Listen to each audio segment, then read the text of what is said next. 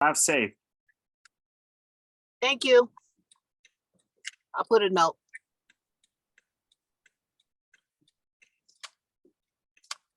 I see that you're recording. I'm not trying to record.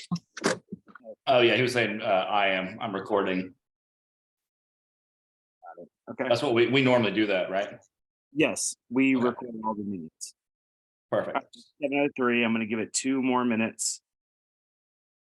Jacob, do you want me to do does the secretary normally share screen with the agenda or do you do that? I forget. Yeah, you can do that. That's fine. Yeah, secretary usually does that. I'm used to Nicole, and Nicole is out of town on vacation. Very jealous, but she's enjoying herself. I doubt that she'll be able to make it. I've been trying to get in touch with her, so I know she doesn't have any service. She's out in somewhere in the Pacific Ocean right now. Lucky. As it should be, Jacob. Hey, listen, like I said, Christina, I'm jealous. Guy told her, good for her. Mhm. Good for her. Okay. Actually, let's do it over here.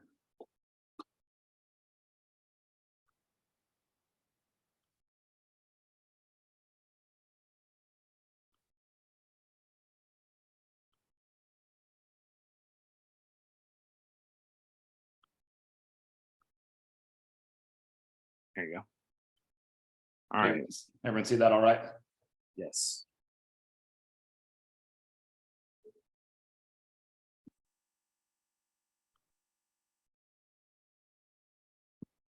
All right. I'm going to go ahead and get started. This meeting is being recorded. Welcome everyone to the January, our first meeting for 2023, our CPNA monthly meeting.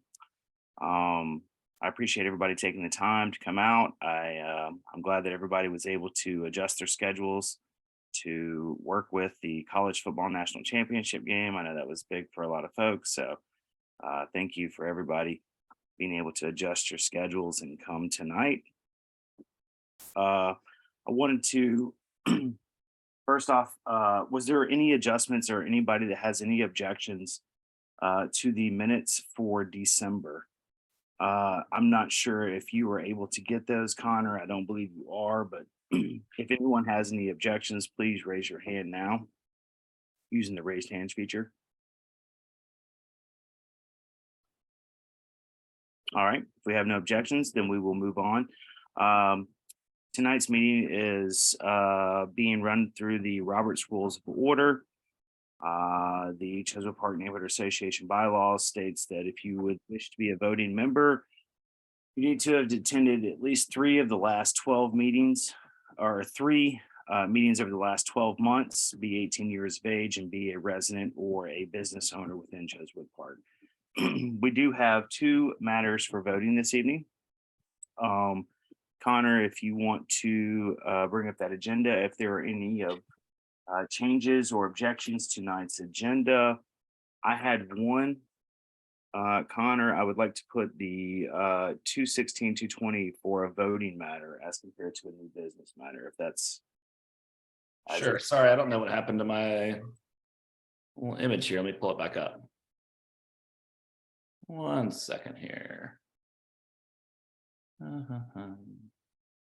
did you go?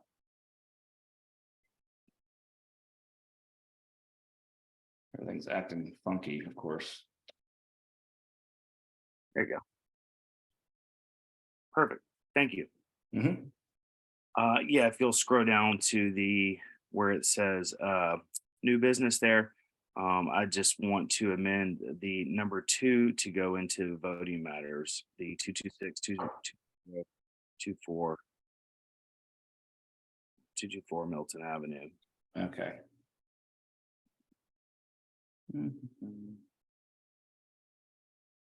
All right, give me just 1 second on that. I'm going to need to open this in Word. All right. Are there any objections to tonight's agenda?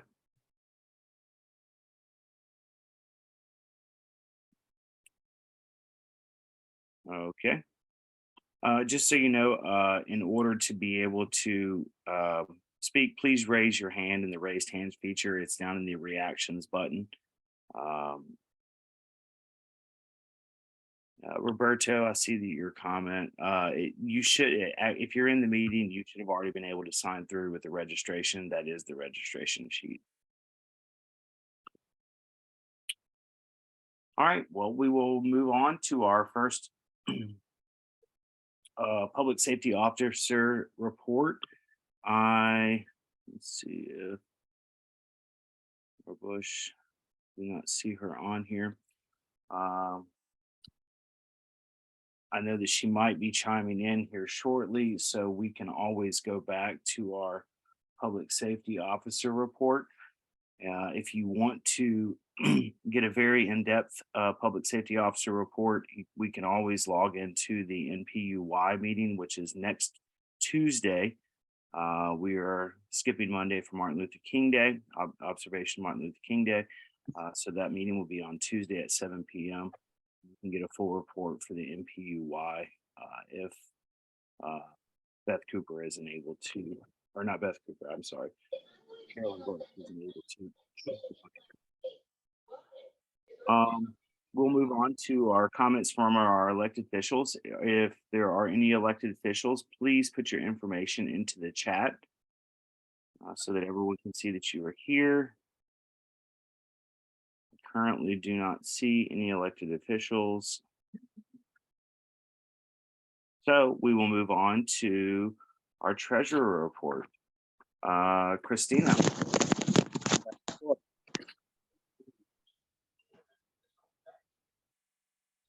So I put the ending balance in the comments for everyone to see, and Connor, you have the bank statement that I sent over last week. Nicole usually shares that with the neighborhood. But that's that balance that I put in the chat box for everyone to see. That's the balance as of 12/31/2022. There's a question from Willie Kermp. What does he say? How do I sign in? Willie, you should be signed in already. It's through the registration process for the meeting. So in order to be able to get the link, you should have already registered, which would put you into the sign-in sheet.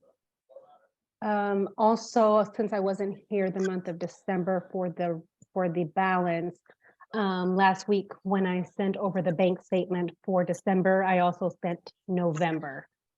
And that's for the records. Usually, if I'm not mistaken, Connor and Jacob, Nicole usually she what does she say? She scratches out the account number, and I think she saves it as a Google document for the Google Drives for everyone to see, or for backup purposes. But Okay, great. I'm looking at it right now, and I can do that. And then where do you want me to share it? the way you're Doc link? sharing the agenda. Oh, like on the And yeah, that way everybody can just see the detail on that bank statement. And for those who are new, the neighborhood banks with Delta Community Bank.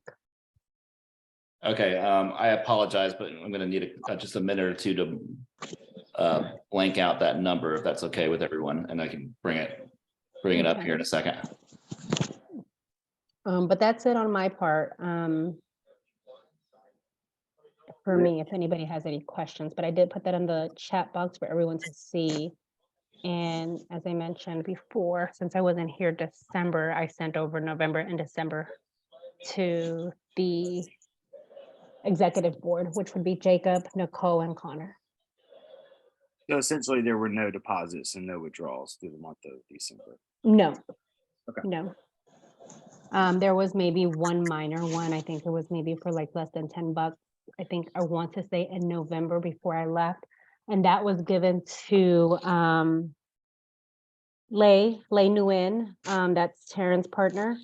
And that was for one of the park days that she purchased items from the tool bank, but that was a reimbursement. Yeah. But other than that, it was like less than $10. Okay, And that was at the month of November 2022. all right. Are there any questions for the benefit of the body for our treasurer? All right, yeah, thank you very much. Glad you're home. Glad to see you're back. Yep, You're out. glad to be back. All right, we'll move on to our committee reports. I know that Friends of Chosewood Park is having their executive board in this meeting or this evening. I believe they're running till 7:30 p.m. So I will come back. Let me see. It's like, she might be if it's early. I was going to show you guys real quick. That's it right there. That's Yep. that detail information. That's usually on the bank statement for those who would care to see.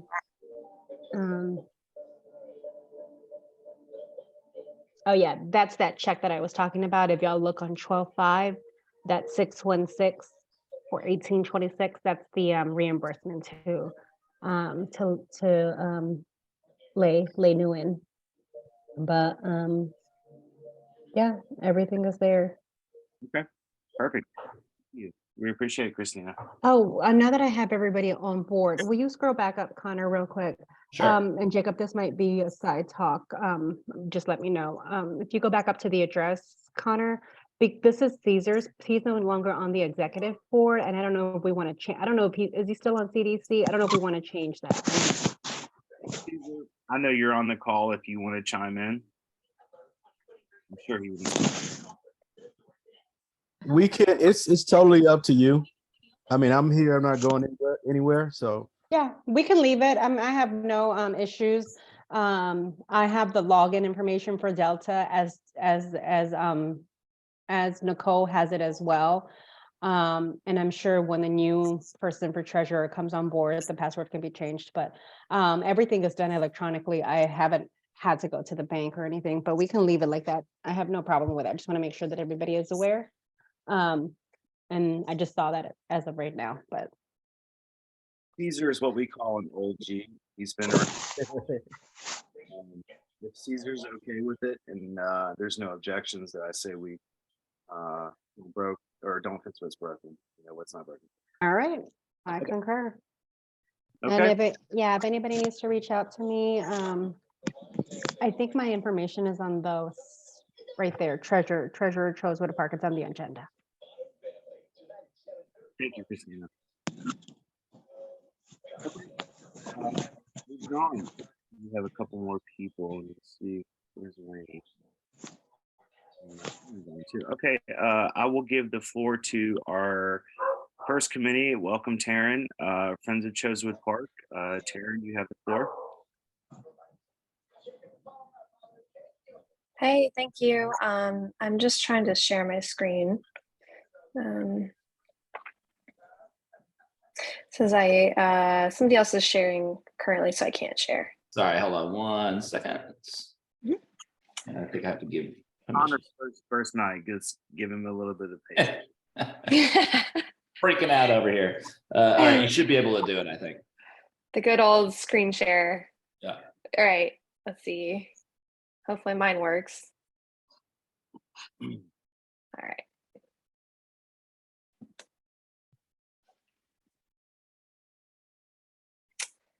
Seems to be loading. Can folks see my screen? Not yet, Taryn. Okay. Give it a second.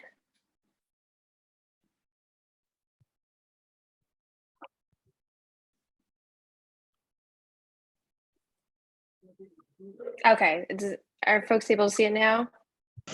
Not yet. Okay, let me try it one more time.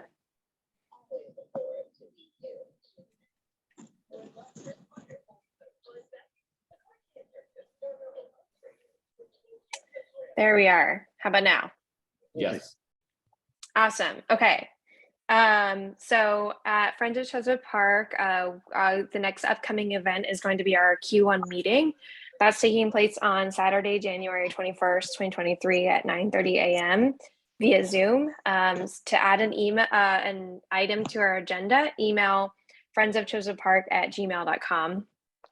And keep an eye out for a Facebook event invite for that soon. We are tentatively planning our 3rd annual wine and kombucha tasting with Samify. Our tentative date is May 7th, so at Red's Beer Garden. So keep an eye out for that. That's always a super, super, super fun event. We also have a Bird Walk with Josh Jackson, who's Insta famous as ATL Birds on Instagram. That will be on Mother's Day, May 14th at 8 a.m. meeting at the park. It should be really fun and just a good way to get out in the park, hopefully with your mom. We have Trees Atlanta Conserve the 404 Forest event coming up in spring. This is kind of a corollary to their Plant Atlanta event, where they have a project in every district in the city, city council district. And so Chosewood Park will be the focus of District 1 this year. And the theme is the impact of forests and trees on the watershed. So we'll specifically be focusing on the impact of our trees on Entrenchment Creek and the South River. So stay tuned for updates. I know that it's going to occur sometime around Earth Day. We had new elections, so I just wanted to say thank you to Bobby Spiller, Lan Wynn, Nate Steinruck, and Gina Arnold for serving on our committee for 2023. And I also wanted to thank everybody in the neighborhood for completing our professional survey about the direction that the park should take, and as an update to our 2011 visioning plan that the community did, over a decade ago. Unfortunately, we only had 2 developers participate, Empire Communities and Atlanta Housing, but we're grateful for those that did, and we'll keep trying to engage with the other developers as well.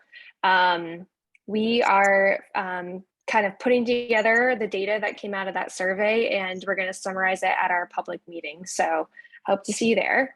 And as far as the bridge, Galt Street entrance and Unity Bridge project that we've been working on for many years now, Council Member Jason Winston hosted a working group meeting with various city officials regarding the infrastructure bond funding for that in December.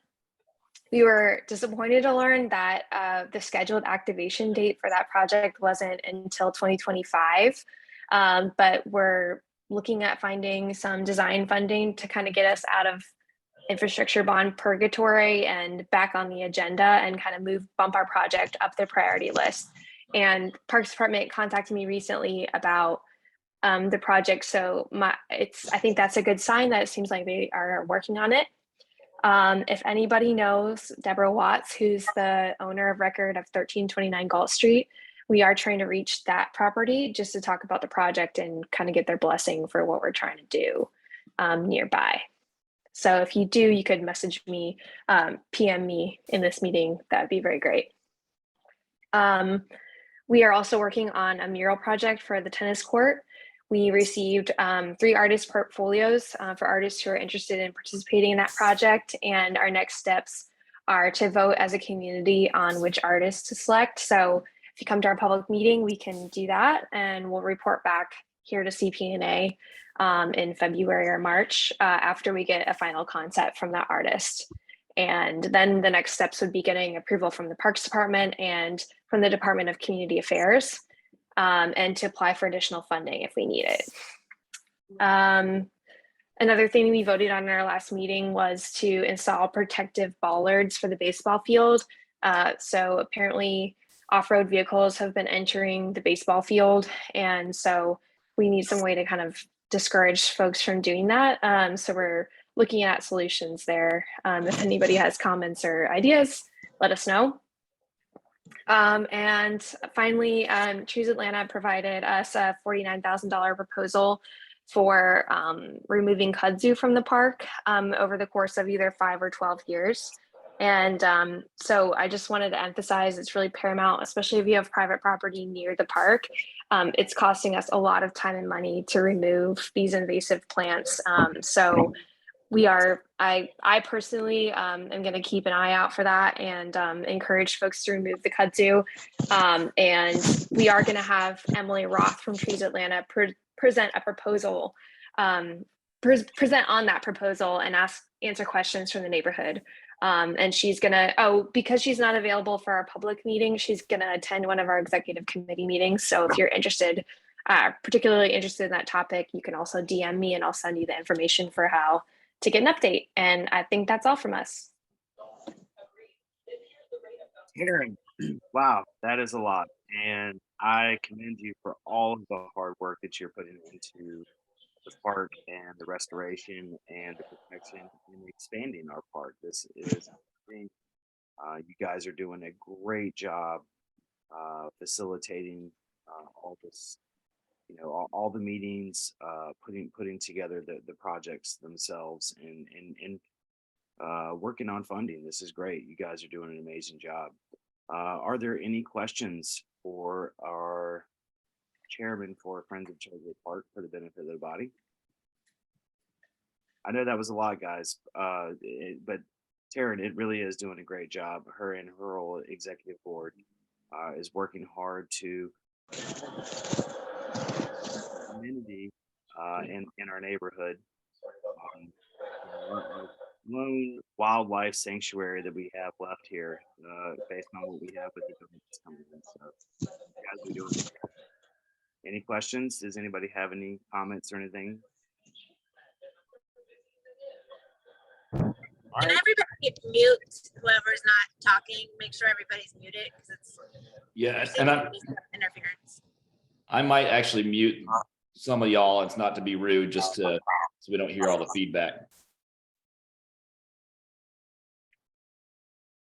All right. Well, thank you, Taryn.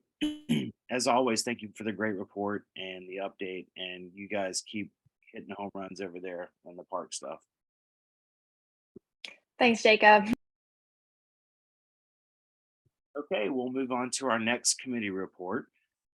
Next, we have our Chosewood Park Committee Development Committee. Paul, you're on your own tonight, buddy. Nicole's on vacation. So. Yeah, well, I'm similarly, problematic for me when she's not here because she usually puts our agenda together. But we haven't had our January quarterly meeting yet, and she reported in December, and basically in December she reported that a application to the federal government had been submitted to and accepted to get more funds for the park, and that the Chosewood Park website is now available. But there are still some changes that we want to make. In January, we plan to do planning for the Lakewood grant and to work on bylaws. So that's my report. I'm not. I think we'll have our quarterly meeting in January or February. I think for the Lakewood grant, one of the items is to replace that trash can at the intersection of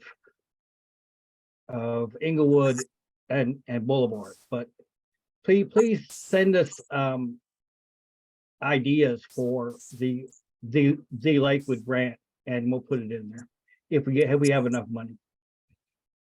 Yeah, I know that Nicole has worked very diligently and worked very hard to get those websites, not just for Chosewood Park, but also for the rest of the communities.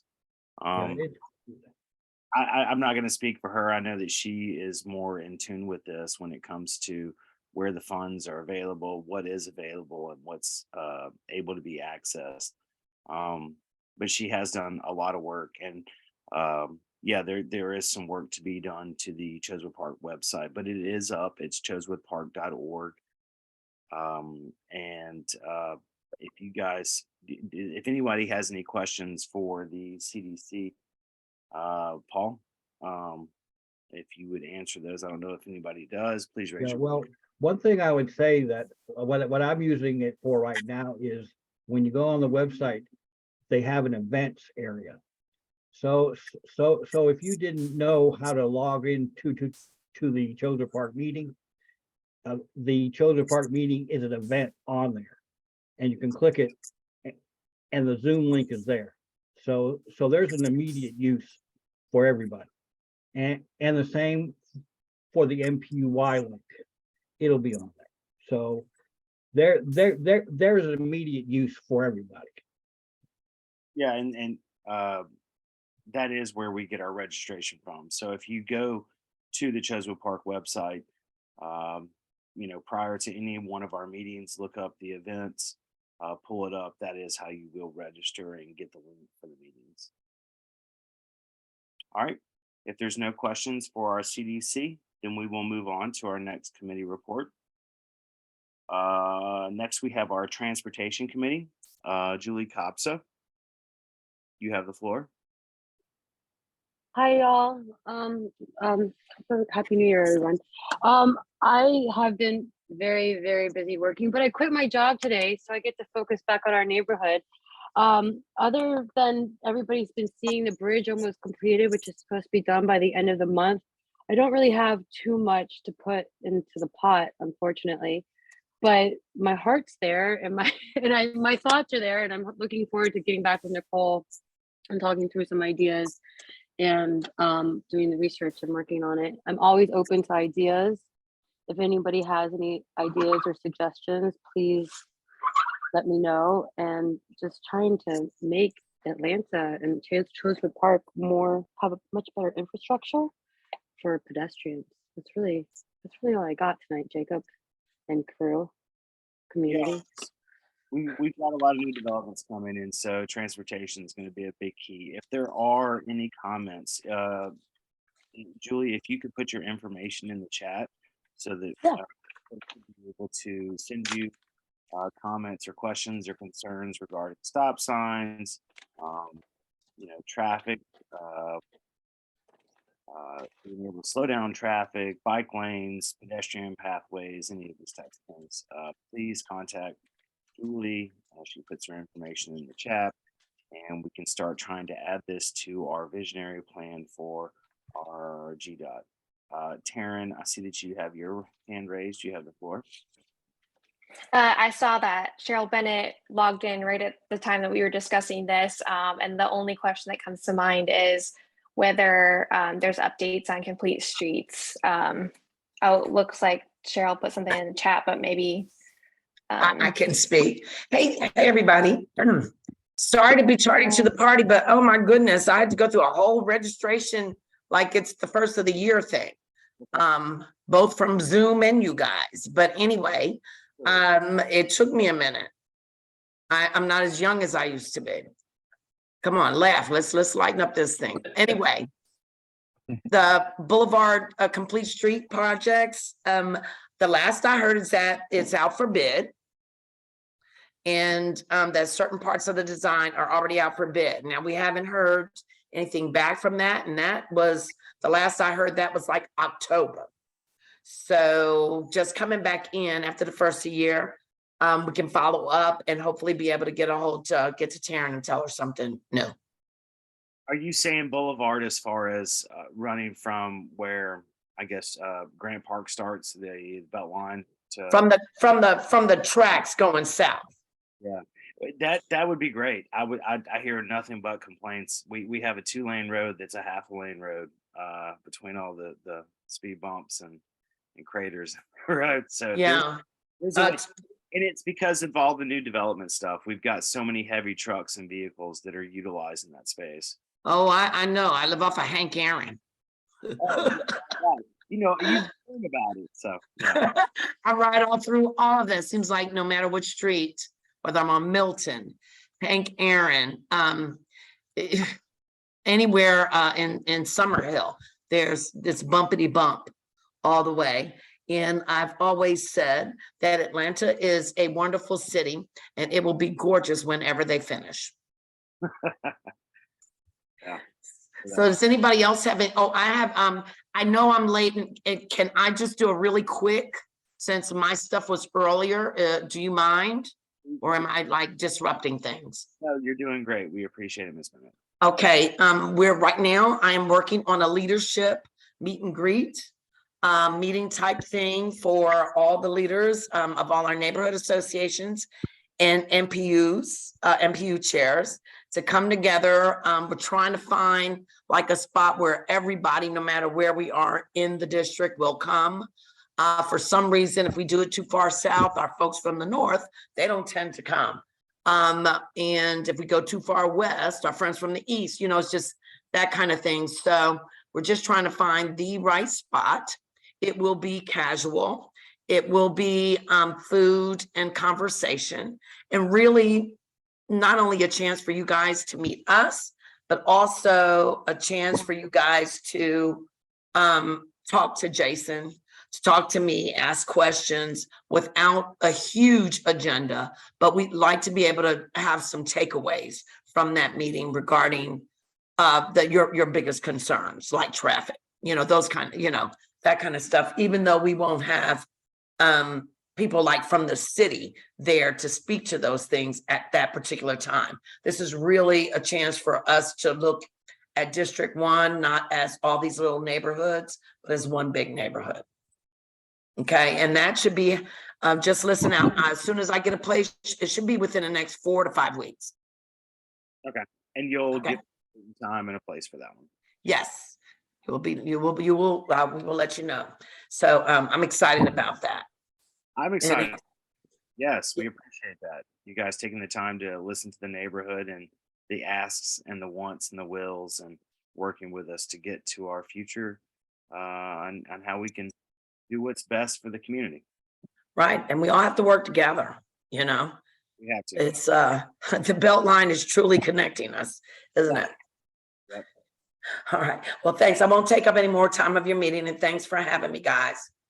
Thank you so much. Is there any questions before you go, Mrs. Bennett? Is there any questions for the benefit of the body for Mrs. Bennett? And that would be Miss, but that's okay. Yes, I'm sorry. Good. Okay. Well, thank you so much for coming. We greatly appreciate your time tonight. No problem. Have a great evening. Okay. That will complete our committee reports for this evening. Next, we will move into our voting matters. In order to be a voting member, we'll just repeat this. You must be 18 years of age, a Chosewood Park resident, or a business owner, and have been or attended to 3 of the last 12 consecutive meetings. So we will go to our first voting matter that we have. It's legacy resident retention. We have, can I share my screen here, Connor? Sure, 1 second.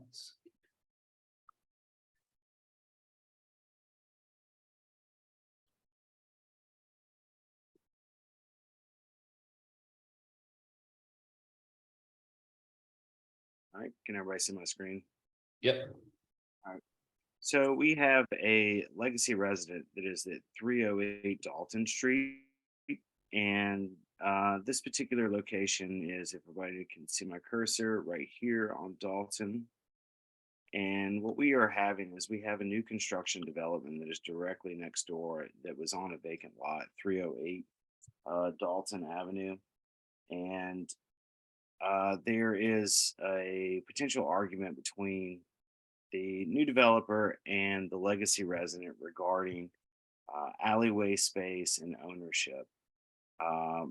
In order to be able to facilitate some type of agreement between the two individuals, I know that this is something that the neighborhood doesn't necessarily want to get involved with. It's a civil type matter, same with the city. But we have a resident who is a legacy resident who is looking for a little bit of help in order to be able to facilitate an actual survey of the property in order to speak with the developer. So I wanted to bring this to the attention of the neighborhood tonight to possibly bring up the vote for paying for out of the CDC money, paying for the survey for this particular individual and legacy resident. So the survey is $575. This would give us the full property survey, including the alleyway area, which is the disputed area. The legacy residents claims, and they have paperwork that shows that they had acquired this back in the late 70s after the alleyways were abandoned. And the developer is essentially trying to just not take, but maybe not fully compensate the legacy resident or as dealing with the adjacent neighbors properly. So no one else has brought this up. This is something that I know that's been kind of this particular individual has said something to the executive board multiple times.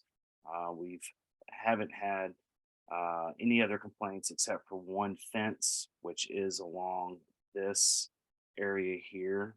This particular alleyway is accessible here, but this is not. So are there any questions regarding this particular voting matter? Hey, Jacob, it's Beth. Yep, go ahead, Beth. Does the developer have a survey of their property already? Yes, the developer does. And does it include the alley? No, it does not.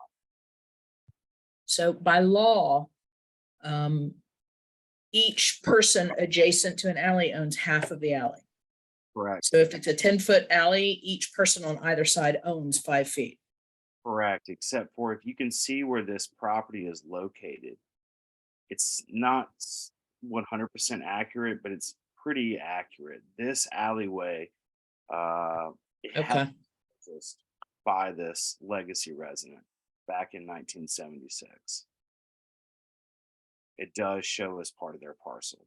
And so in order to show that, this is where the problem becomes, something that they need a little bit of help on. Is in order to show that they need a full survey of the property. Have they already met with the city? That I do not know. Okay. I have seen their paperwork. I have spoken to them multiple times about this. So, Okay. Bob, I see you have your hand up. You have the floor. I think Beth may have answered my question. I'm sort of unclear about the historical handling of these alleys by the city, and it was my understanding over the years that the city abandoned those, and that the neighboring neighbors had access to them, and essentially, if somebody had been using that alley for X number of years, it essentially became de facto part of their property. Again, this is all very much anecdotal for me. I have no idea if this is true or not, but if somebody has any facts about it, that would be helpful. Yeah, so the alleyways were abandoned in 1972, and they effectively became five foot. If they were 12-foot alleys or 10-foot alleys, 5 foot became half of one property, and 6 foot became half of the other property. That's how it worked. Now, some of these alleys continued to be accessible, and some of these alleyways were not accessible, which is very clear when you see trees that are, 40, 50, and 60 years old growing through, unaccessible alleyways. The rule is, and this one I'm not 100% sure on. I believe it's somewhere in the 80s that they stopped doing the taxes on those properties because they stated that the property, they couldn't claim where it stopped and started, and rather than charging people for the ad valorem tax on it, they were just saying it's 5 and 5. They allowed people to put fence lines up to develop or do what they needed to, and actually use them for setbacks and things like that. It is a civil matter. The city will not get involved with this. This is between neighbors, which is why I'm not trying to say one way or another. I'm just trying to help a legacy resident figure out exactly where their property lines lie, and they can have the conversation with the developer and with the builder. And the builder needs to also, he states that he has spoken to some of the other property owners, but we haven't seen anything from the executive board side, and I haven't heard anything else from any of the other property owners. So this essentially is just to help a indigent legacy resident be able to find out where their property pins are in order to begin that conversation, and then they're kind of on their own from there. If that answers your question, Bob. Yeah, it does. Thank you. Yeah, thanks, Shaker. Carol, you have the floor. Yes, I have a question about that issue myself. I've been here since 1974, and that has been an issue throughout the neighborhood with alleys. And you are correct that if it is a 10-foot alley, that half goes to, really, no, let me take that back. The document I have from Carla Smith states that when the city of Atlanta abandoned all the alleys except 3, and the alleys goes to the initial or the goes back to the original owner. Then I seen some documents where if it's 10 foot for Vine City area, when it comes to alleys, it's half and half. So it's 5 and 5, not 5 and 6, it's half and half. When it comes to alleys, we're having a big issue in not just Chosewood, but the whole city of Atlanta, or the state of the whole state, put it like that. And there, I would like to know if you're going to make an exception for just the legacy property owner, is it going to be a standing trend for everyone? Because that I need to know. Because if we're going to start paying for a legacy owner, even though I don't have anything against someone with a disability or anything, but my thing is, are we starting a trend, or is this going to be an ongoing thing for anybody in that situation? You know, Carol, you bring up a great point. And yes, first of all, we always want to take care of our legacy residents. They are what have, you know, they've been here for a long time. They've helped us establish our neighborhoods. And thank you for being a legacy resident, Mrs. Turner. Okay. I need to understand the legacy residents myself, because I don't understand it. When you're saying legacy, I'm thinking of property proprietor. No, it's a amount of time that someone has been in the neighborhood. Okay. And you know, what we want to do is make sure that people that have been here and have helped build the community are able to stay here. We know that things constantly change. And when it comes to the alleyways, this is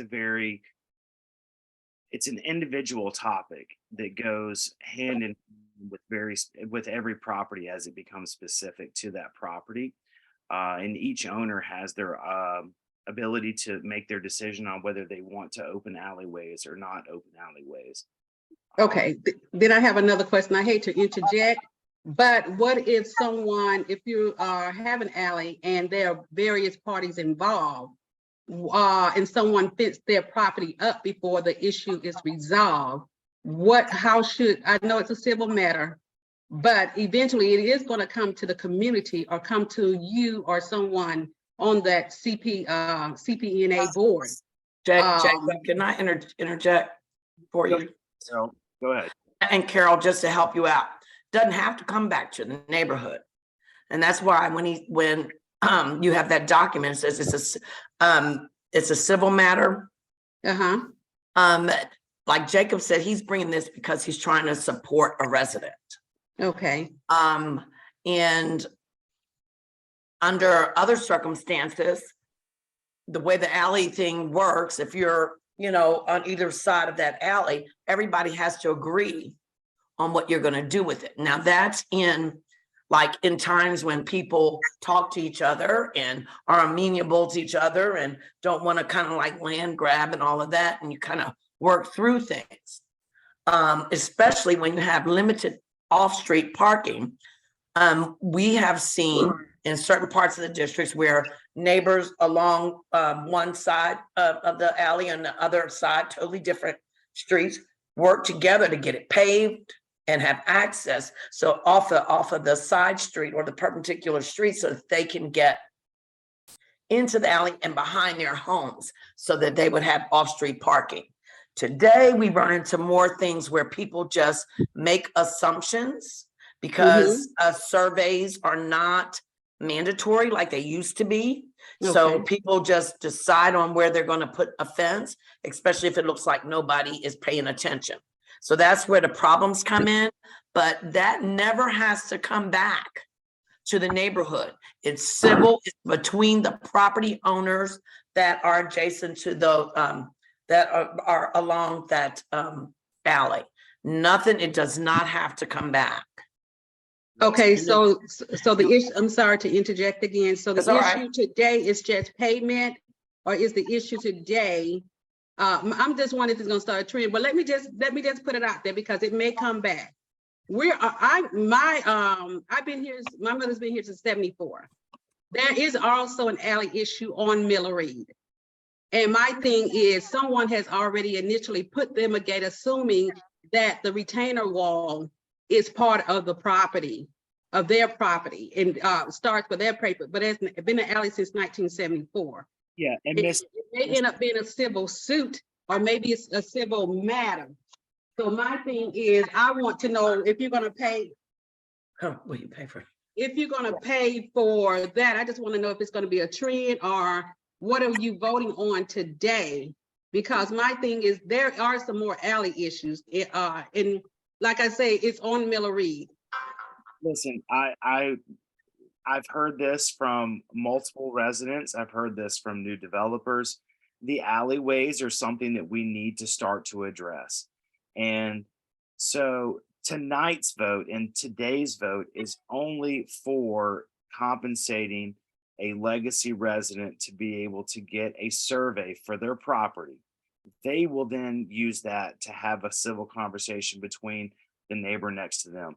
And I would say, Ms. Turner, we should have a conversation, you and I, maybe regarding your property over on, you said Eric Street, or was it Eric Street or? No, I don't live on Erie Street. My mother lives on Miller Reed. Miller Reed. And yeah, and it's just not me. No. Unfortunately, it's just not me. So that's the issue with the alleys. Sometimes it could be more than one party. And that's generally what it is. The alleyways run parallel through the multiple properties, and they do this in sense that they were a way to connect and allow access and off-street parking. And so as our neighborhoods become more dense and we have more construction and things coming to our neighborhood, accessibility to these properties and to our alleyways is something that we would like to have conversations with. So I would always say, talk with your neighbors. They don't want to, they're saying, what's the big deal? Yeah. They're saying, what's the big deal? And they threw up the fence. Yeah. So bottom line, like I said, we've been here since 74, almost 48 years. I know the alley is the initial homeowners, the original homeowners. I've had people to approach us saying that could we buy, and we're not the only one. It's 4 more parties involved besides the person who owns the alleyway. And my issue is, it needs to be resolved. I'm going to send you my information. We can have a little bit more of a chat offline. That way you can get a little bit more familiar with the process, and we can try to help you guys with the issues that you guys have as far as. It's just not my mother. It's all three residents on Miller Reed. Yeah, and sometimes it's nice. Yeah, it's all 3 parties, and I might as well get ready to say it's my mother's property, and the 3 houses straight up above the street from my mother. So bottom line, that's the issue, and the issue's been going on for a long time, and I want to get it resolved. Well, that's what the Chosewood Park Neighborhood Association is here to do, is to help property owners talk to each other and communicate, and to learn about the process and how these things can get resolved. So I'm sending you my phone number right now through Okay, and you can just feel free to give me a call just for the sake of time for this evening. okay. Bob, I know that you have, your hand still raised. I don't know if that was on purpose, but I'm going to move on to Suzanne here, who has her hand raised.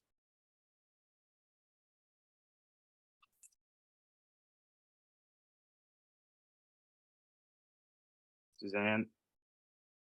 Okay, I'm here. Can you hear me? Okay, good. Yeah, Jacob, I have a question. Yes.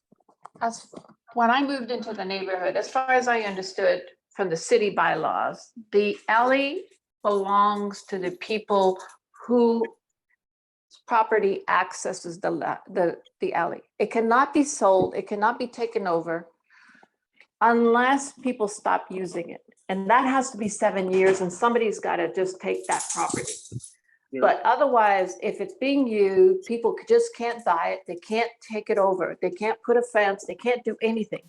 If people decide to use that alley, Nope, you're wrong. whose property borders it, it is an alley. And they all have to agree to how they use it, but not one person can take it over, put a fence, block it off. Is that correct? You're incorrect. The problem is that people do things sometimes without having city approval or neighbor approval. The problem entails County approval. it's an open area, and it's an area where the city recognizes it as 5 foot to one side, 5 foot to the other, or if it's a 12-foot alley, 6 foot and 6 foot. So that's what the city recognizes. It's up to the neighbors to decide how they're going to work this out between each other. Um, there are real estate laws that say if you've been operating in one area for a certain amount of time, you're able to, take property that way. But it still comes back to this is not something that's labeled and logged in the city plat maps and within the city drawings. So it shows it's 5 and 5, and from there until someone goes and claims this or shows this or that's where it is. They don't always show the fences that people build. That's why I always encourage neighbors to talk to each other, to work this out, because this is something that the city won't get involved with. This is 100% a civil case between neighbors. And so if an alleyway runs parallel through multiple yards, and the person at the end of the alleyway is trying to get access, they need to speak to every single person that alleyway touches. And that's on both sides of the property. That's on north, south, east, west, blah, blah, blah. So that's why it's important to talk to the neighbors. There's a very, very gray area there. Suzanne. So But just to clarify, Jacob, if the alleyway is meant to be an alleyway, in DC, those are used for the garbage pickup. I don't know what they were used for Atlanta. But obviously, if somebody went to court and said, I can't get out of my house because the alley, for some reason, people have put fences on it, then the city might say, well, all the owners have to get involved in a conversation. And obviously, if somebody can't get out of their house, they're going to have that conversation. Why? So within that context, please explain to me why it is that we would pay for the survey of a resident legacy owner, because what the developer took over the alley? I'm not sure what we're doing. Could you explain again, please? Yeah, and Tara and I will answer your question as well in the chat. So essentially what is happening is the developer built a property, they built a house. Their access that they have to this property that they have been using and utilizing throughout the entire construction process is through an abandoned alleyway. There is access through 3 properties. Let me pull this up. If you can see my arrow, this is Climax Street right here. This is the alleyway that the developer has been using. This is the property that has been developed. So this is currently being used by these residents here. This alleyway is not being used. These 3 properties are owned by one property owner. This is a different property owner, and this property owner is the same as these three. The dispute is the developer built a house that needs to be able to come down this alleyway, and access a garage here.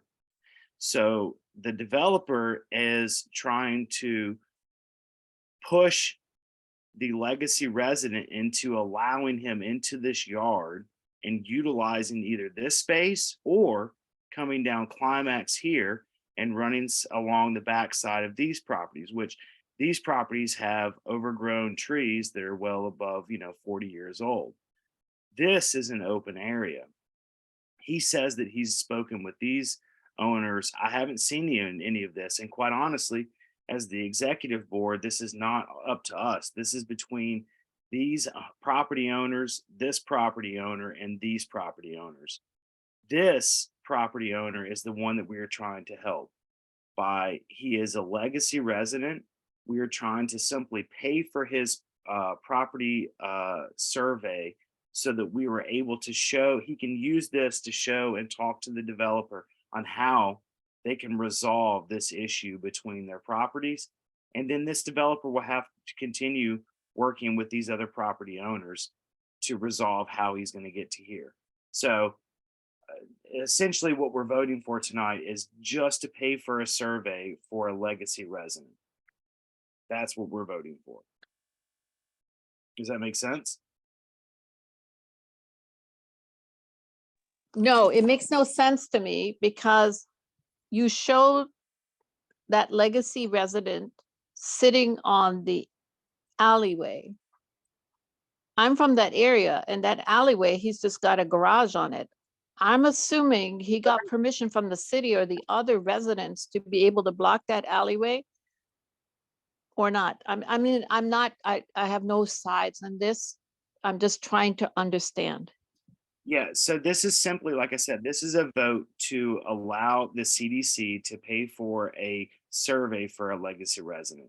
However, this legacy resident uses this survey to work out whatever they need to with the developer, that's on them. And it's also on the developer to work out this particular situation with this should work better too. This is the original plat map. Let me share this screen as well. I feel like I've confused people with this. And I'm sorry if I have. My only comment here is, are we setting a precedent by paying for a survey for legacy? I know it's a developer, but what if it was another neighbor? I would say Who's also a legacy resident? Or would say- not? What is that? I don't understand what we're doing here. Is this setting a precedent? Do we favor residents versus developers? Or we want all legacy residents to work it out between themselves, or even new residents? I'm not sure what we're doing.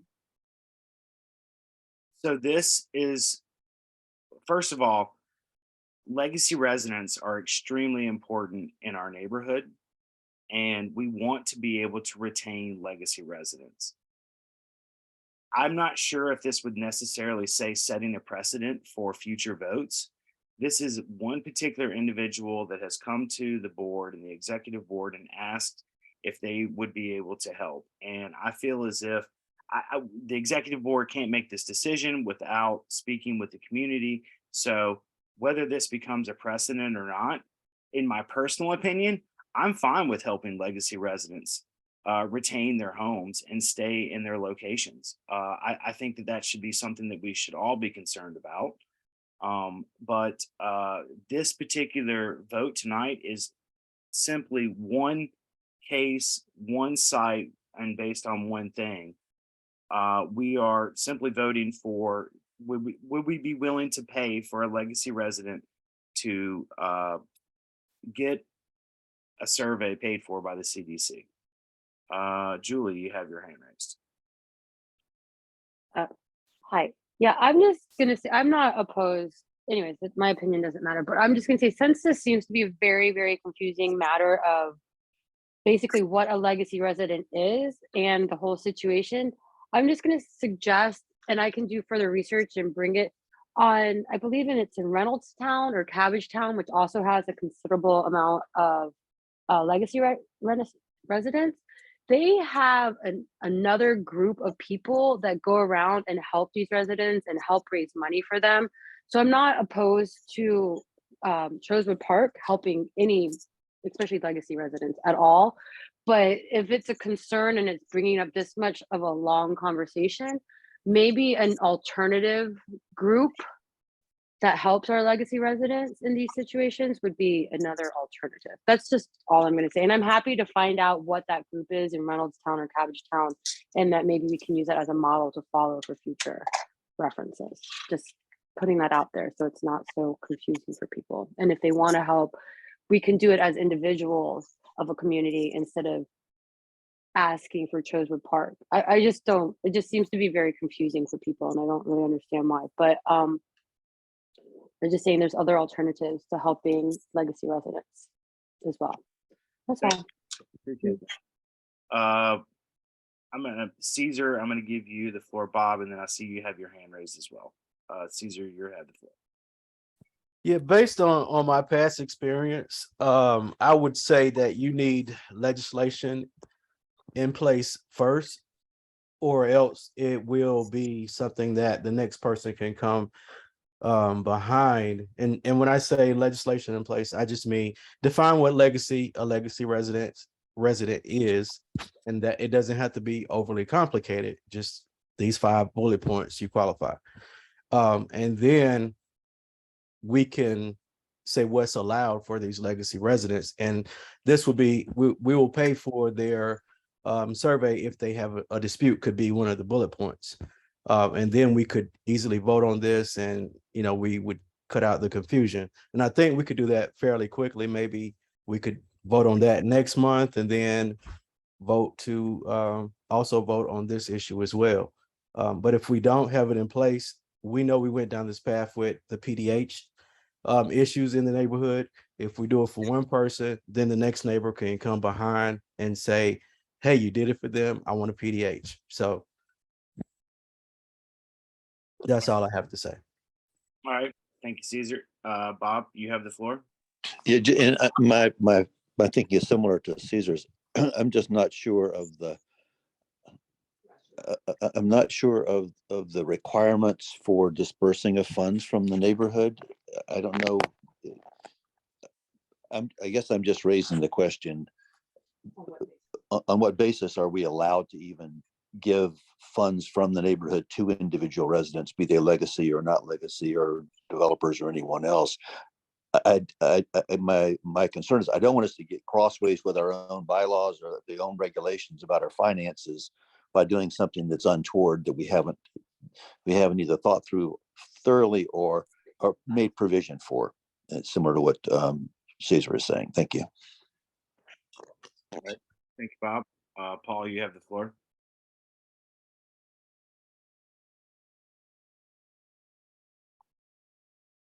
Paul, you there? Yeah, I think maybe we should use funds first to get a legal opinion of what the proper process is.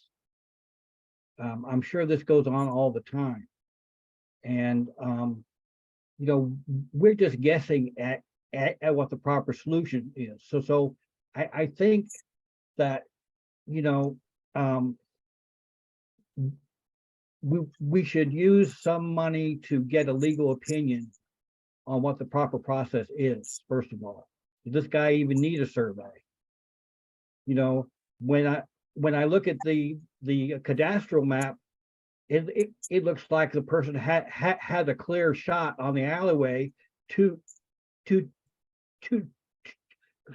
that garage, and I'm sure there's nothing that says you can't use the alleyway if that truly exists. So we have to find out under what circumstances is 308 actually aggrieved by what's going on at 314. So, I think the missing element is the people that are in the situation. It's a civil dispute. They have to get some type of legal advice. And to resolve this, or at least find out what the process is to resolve a civil dispute between neighbors where the alleyway is of concern. Yeah, and I just want to bring this up because I've heard this, and thank you, Paul, and thank you, Bob and Caesar. I want to be very clear. This is not something that the neighborhood wants to get involved with. This is a civil matter. I cannot stress that enough. This is between neighbors. The only reason that this particular vote came up, and I agree, I think that this is something we should have more of a conversation regarding, is are we setting a precedent? But I do think that regarding legacy residents, there should be a definition of what we consider a legacy resident, how we can move forward with possibly helping legacy residents. There's a lot of legacy retention that we would like to talk about, and not just in our neighborhood, but also in MPUY as a whole. So this particular stance, and for tonight's sake, this isn't something that is supposed to be setting a precedent. I'm going to allow one more question, and then we'll move on to either have an motion on the floor or a deferral for this particular item. Shanna, you have the floor. Hey, it's Shayna. So I understand what everyone's saying, that like maybe we do need to look into this issue further to make sure we go about the right way in the future. But if this guy's in need, maybe we could do just a neighborhood GoFundMe and everyone pulls in $50. And if 10, 12 people do that, that's what he needs. But I do agree, like with what Paul said, like if there's an attorney to talk to, maybe he doesn't even need it. Does any of that make sense?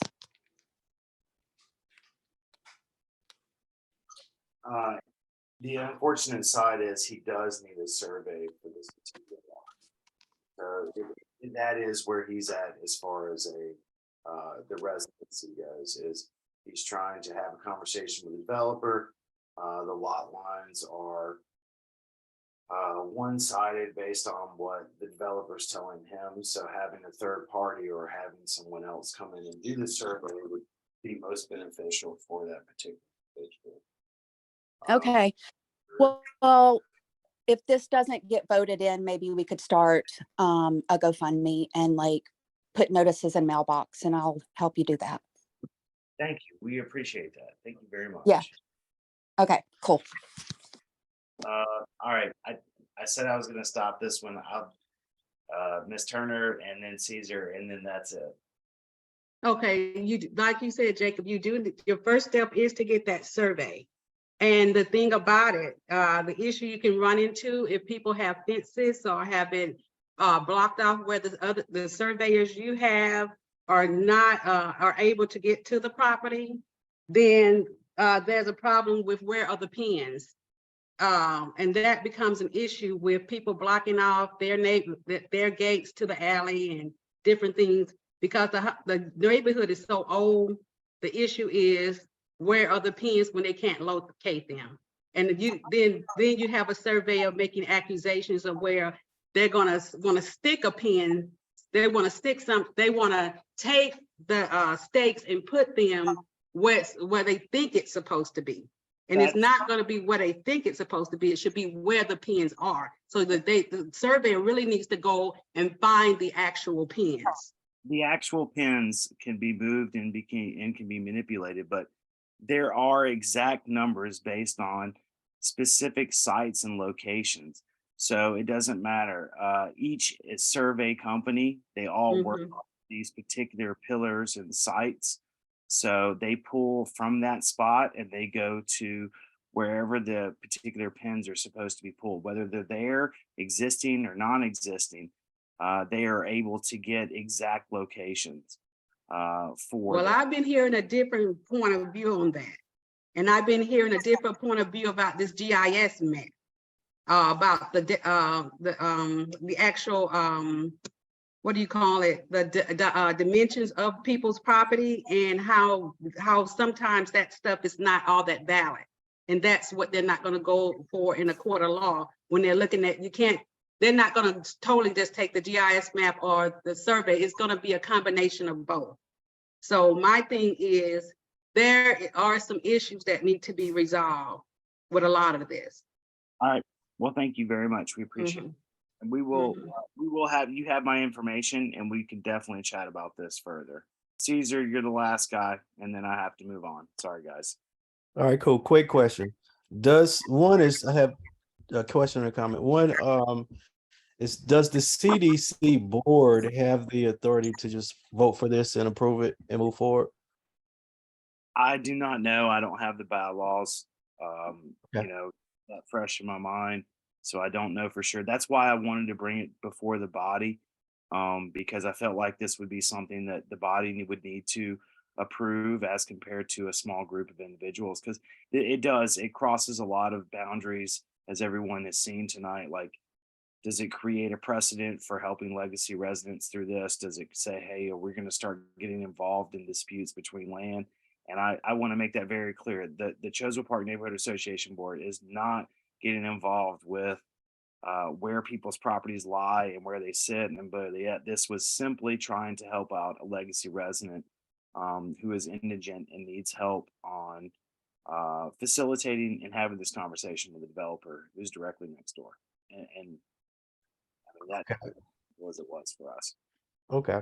And then second, I like Beth's idea about the GoFundMe. I'll contribute if we do go that route.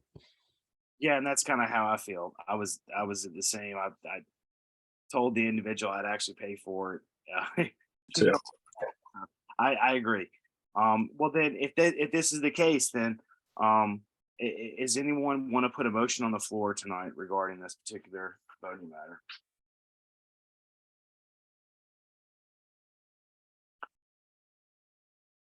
Yeah, I move to vote on the agenda item. You move to vote on the agenda item. Can you be more specific, Taryn? Well, whatever the agenda said, I think it was paying for a survey. Pay for a survey. Okay. So the motion on the floor is to have the CDC pay for a survey for the legacy resident of 308. Do I have a second? I second. Second. Who was the first person that spoke there? Julie. And that's kind of what I was referring to. Anyways, yeah, I second. Julie seconds. All right, so the motion on the floor is to approve a survey to be paid for the legacy resident for $575. If you are in support, please raise your hand now using the reaction button. Oh, wait, I've got a little poll all created here. Oh, you do? Oh, Yeah. great. Honor. First night. Yeah, look at me. Look at me.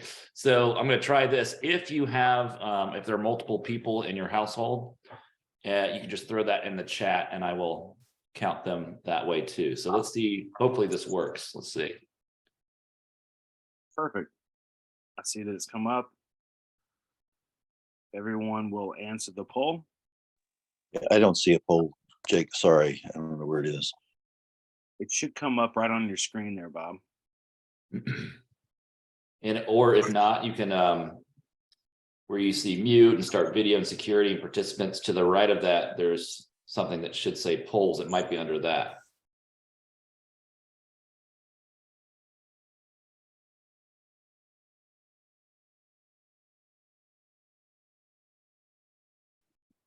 All right, I'm going to end the poll.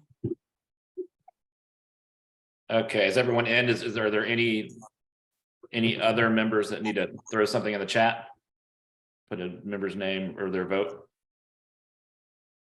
2 more seconds. Yeah, Jacob, if you could just hold on, Suzanne and I are trying to figure out the poll thing now. Just give us a second here.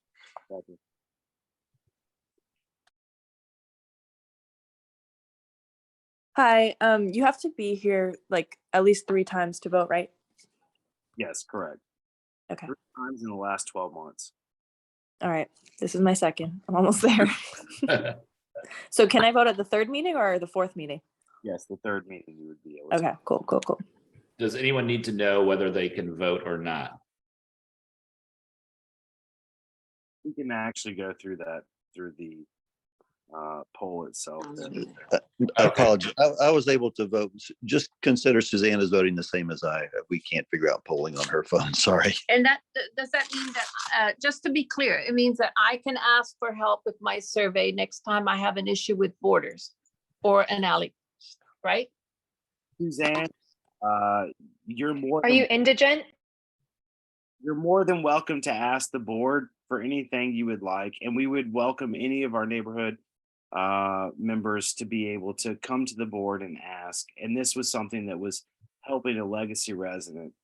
And so this particular matter, like I said, is not something that we want to be able to create or set some type of precedent that we're going to help every single person in the neighborhood with particular issues on their site. And I do want to stress that the Chosewood Park Neighborhood Association is not getting involved in property disputes.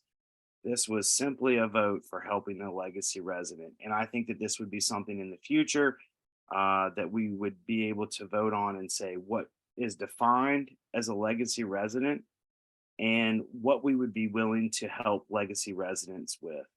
And so with those two things, we would be able to get a lot more clarity. I wasn't necessarily even opposed to this evening possibly having a deferral to this particular vote. So I will share the results for the vote tonight. And then Bob and Suzanne, did you guys vote separately or you just put it? I was confused by what you said a minute ago. Did you actually vote in the poll?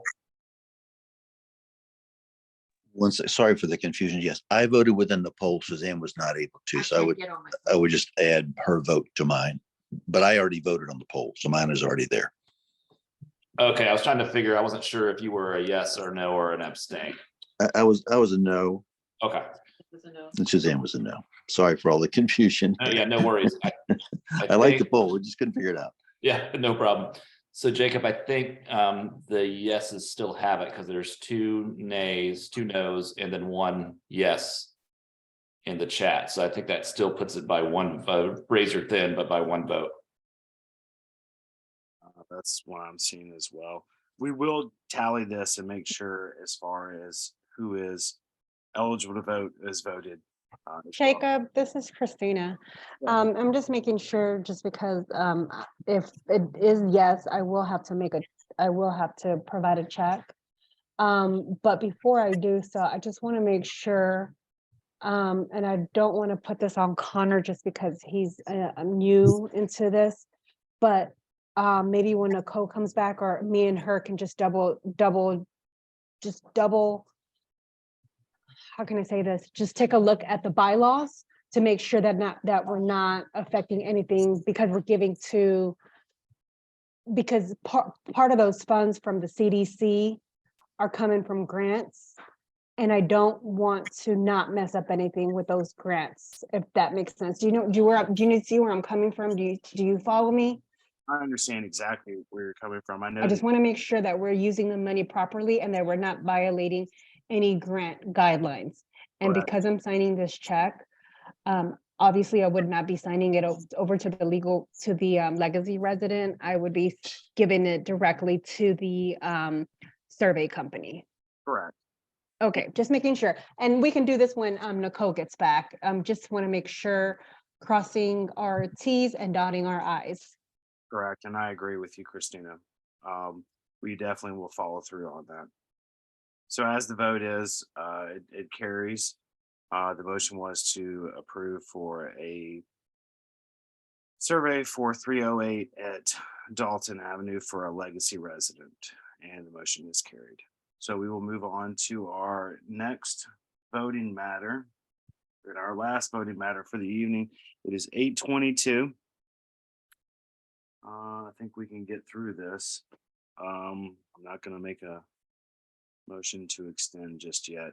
I will now give the floor to, we have a applicant from 216, 220, and 224. This is for a rezoning at Milton Avenue. The applicant is Beth Cooper. Make sure she is still here. Yes, she is here. Beth, I'm here. will allow you to share your screen. All right. So I just want to say that I like football, but I gave up a B-52s ticket tonight.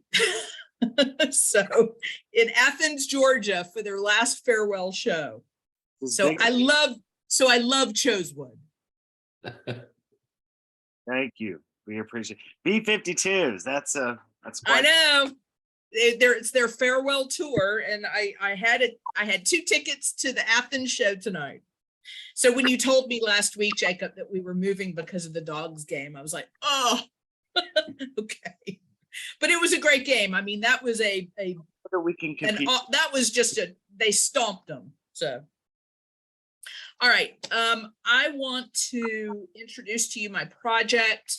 Let me just pull up my PowerPoint. I'm Beth Cooper. I was before the Chosewood Neighborhood Association back in 2019 to rezone 220 and 224. That was approved for from an R4A to a PDH for 6 townhomes. And I am, for a whole host of reasons, now I am back to rezone 216 Milton from R4A to PDH and assemble it with the existing PDH on 220 and 224. Let me just kind of give you some context of where this is. For those of you who are not familiar, there is an abandoned church at 220 and 224 on Milton Avenue. Next door to that is a single family house that is currently a rental. And next door to that is the abandoned school, I believe at the corner of Milton Terrace and Milton. So the purple area is what we are looking to rezone with a site plan. We have submitted a full package to the city of Atlanta under this Z023001 for the rezoning application. If you'll notice that the belt line is towards the Verge and the Maverick to the left of your screen, and McDonough is to the right. Across the street is industrial, and it gives you a small glimpse of the Lakewood bridge that goes across, where you see the new development of the Prestwick development over there, the townhomes over there, or apartments. This gives you a little bit more of a 2-dimensional view. The stuff that's in purple is what was already rezoned. Where you see the red pop-up bubble right there, that is 216 Milton. That is currently zoned at R4A, and we're looking to rezone that to PDH and assemble it with the existing PDH. The school is the entire green property, and you'll notice, funny enough, it's relevant, is that there is a 10-foot alley that runs behind my property and behind 216 Milton. It is abandoned, and we're not looking to do anything with that property other than clean it up. So this is the site plan. I know this is kind of hard to read, so tell me if you can see this. Yeah, zoom in. There you go. Are you able to see that better? Yes, thank you. Okay, so this is being rezoned. The proposed site plan calls for 12 townhomes. These are for sale units. These are not rental. This is not opportunity zone. A couple of key components to this is a complicated site from a topography perspective. So there's a lot of grading that is involved. And so everything right now sits up on the hill. And so what you see on this is it'll be a step down townhome. So the roof lines will not be uniform all the way across. They will step down with the topography. This also gave us an opportunity to add some additional plantings and design elements, because we're going to have a retaining wall. And instead of just having one monolithic retaining wall that cuts across the entire sort of frontage of Milton, we've punctuated it with planters.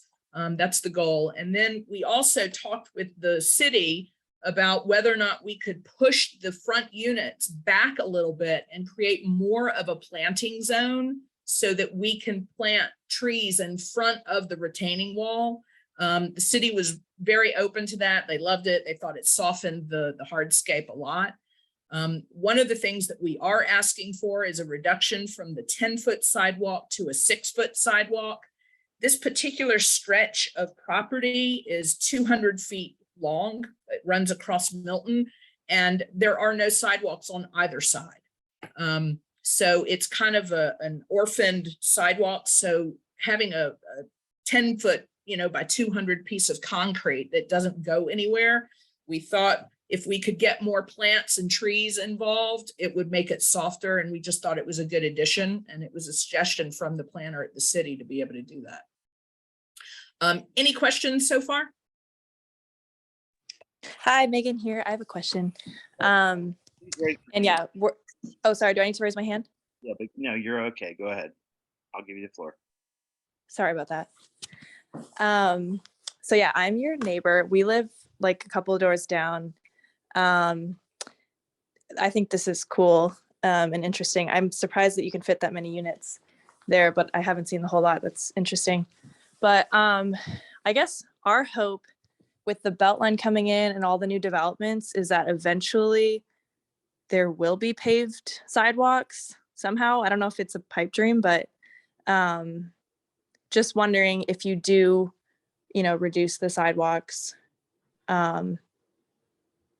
I don't know. I guess I'm just wondering if that would also be setting a precedent and if that would affect the paving of the street if we do have sidewalks in the future. Yeah, I mean, look, Megan, it's a good question. The reality is that if you want a sidewalk in front of your house, if you're doing new construction, then the developer of that new construction home would be required to build that sidewalk. Because and I don't know this to be true, but there may be a sidewalk in front of your home. I tried digging. It the may only be thing covered I got up. was fire ant bites. Yeah. And I just want to give you context. 6 feet of sidewalk is still large. Yeah, no, I'm rather have a sidewalk than no sidewalk. So I'm happy to have something. But yeah, I mean, 10 feet just seems just like a bunch of concrete to me. Right. But again, that's why I'm presenting it to you for feedback and input. So I take your point. I mean, I guess I would just wanted to say, like, maybe today it feels random because it's going nowhere, but the hope is, since we're so close to the Beltline, that eventually it will get paved. And a lot of the residents on our Milton Street have a lot of kids. Like, we have a toddler, one on the way. There's a lot of kids, strollers, and we have an extremely busy street with like 18-wheel trucks. Like, it's very dangerous. So yeah, I think just keeping those things in mind and like what type of pedestrians will be walking. I know. Agreed. Yeah. So, and then whoever buys the townhomes, I'm sure they'll also have kids and they'll be interested and they're going to want to walk to the Beltline. And so just making sure that there's space. Well, we by Beltline guidelines, we will put a sidewalk in. We're just simply asking for a reduction from 10 to 6 feet. And I let me throw this in because this is something that is a concern for the neighborhood. This is part of our comprehensive development plan. Pedestrian pathways and safe pedestrian pathways is a major priority for Chosewood Park. We want to be able to have connectivity throughout our neighborhood. I personally would prefer to see larger sidewalks. And Beth, I do understand what you're saying regarding 10 feet is a lot of concrete. But I believe that the future development of Milton will have an extension between sides. And Jacob, I don't disagree with you. I think the toss up is, would you prefer sidewalk or would you prefer trees? Well, because if we can't get the 6 foot sidewalk, then we can't push the units back and get the trees in between the retaining wall and the sidewalk. All right. I'm going to let you finish before I take questions. All right. Let's go ahead and finalize your your. Okay, so we met with the city and all of their departments to go over all of this. The only major comment that came back was trees and fire marshal. And so we changed the site plan to have what's called a hammerhead driveway, and it looks like a hammerhead shark. And that is to accommodate the fire marshal being able to get a truck and turn around, so that it doesn't get stuck on the driveway. As it relates to trees, we had Arbor Guard go out and inspect every tree on all of the property. And to our dismay, most of them are diseased or in poor condition. So we will have that report sent to the city arborist, and together with them, we will go through and figure out what can be saved and what can't. You'll notice that on the setbacks, the city arborist has a pretty stringent rule around taking trees down, as you all know, but they are especially strict on taking trees down in the setbacks. And so that's why having the inspection and the inventory of healthy versus diseased trees is so important. So we will take guidance from the city arborist as to what trees need to stay versus not. But within the building envelope, you'll notice, and it's hard to see on this, but they're little shaded areas here. These are all trees that would be planted. And so we've got bigger trees on the front on Milton. Again, that's a kind of a toss-up question that we can always come back to on the sidewalk depth and stuff. Every unit will have one car garage with a guest parking spot. So again, it'll accommodate the 24 cars in those units. I'm just trying to think if there are any other questions that might come up. From a narrative perspective, let me just hang on a second.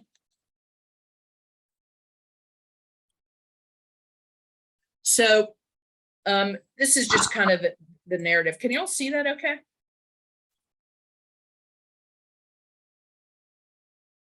Yes, we can see that. Okay, good. So a couple of things just to highlight. Each of these will be 3-bed, 3.5-bath townhomes, approximately 1,800 square feet each. We are not asking for a land use change. It's already zoned in this, land use is already designated for single family. The FAR, we are not asking to change the FAR or increase it. We want to stay consistent with what the 2019 rezoning was. And again, we haven't selected any building materials. Our hope is to be as, efficient and sustainable in our materials. A lot of that will be dictated by the architect that will go forward, but our efforts will be made to make this as sustainable as possible. Let me just kind of show you a little bit. These are hand drawings. My dad drew these. This kind of shows you, now remember, this is the driveway is all the way on the original site plan. The driveway was all the way to the left, closest to the belt line. This is being broken up into a 2 and a 3 set with the driveway going in between that hammerhead driveway. But this kind of gives you a sense of the retaining wall running along Milton. And so again, punctuated by planters instead of just being a monolithic wall. And then I can show you the rear is sort of the interior of the community right here. Is everyone has a balcony terrace where it's going to spill off of their living room. I can show you, those are the floor plans that we're using right now. Again, 1-car garage, bedroom, full bath on the main floor, on the terrace floor, go upstairs to kitchen, living room, and a half bath with laundry, balconies, terraces, patios, go upstairs, and you have 2 full ensuite bedrooms upstairs. And that's it. All right. That's it, Beth? That's it. All right, I'm going to open the floor for questions. Bob has been patiently waiting. Thank you. I'll have comments later, but just a quick question for Beth. Beth, is there any guarantee that these will actually be for sale units as opposed to rentals? I'm not interested in being a landlord. That didn't answer my I- question, I though. Is want there to, any they will be guarantee? for sale. It is written in ink, black and white with my name is sent to the city. These will be for sale. Can the city enforce that? No, they can't, Bob. Sorry, Jacob, I'm sorry, you cut out. Excuse me. I said, no, they cannot. Kieta Homes has specified, and we've heard this on multiple different levels. The neighborhood cannot put any kind of conditions or have any kind of say as far as whether a property is. But Bob, I will say that when you go for a rezoning, you have to choose whether or not you're doing for rent or for sale as your application is submitted. If these become for rent, there's a whole nother mathematical equation that has to go into it. So this is private development for sale. They resell it to somebody else. Okay, but I'm just trying to I think we're going to go back to Jacob's point is at this point, the city cannot force a developer to make it a for sale property or not, correct? I don't know anything about it. I mean, I've never had this thing happen. I mean, I've only done for sale. Okay, all right. If she sells I think Jacob explained it. Thank you, Jacob. Paul McMurray, you have the floor.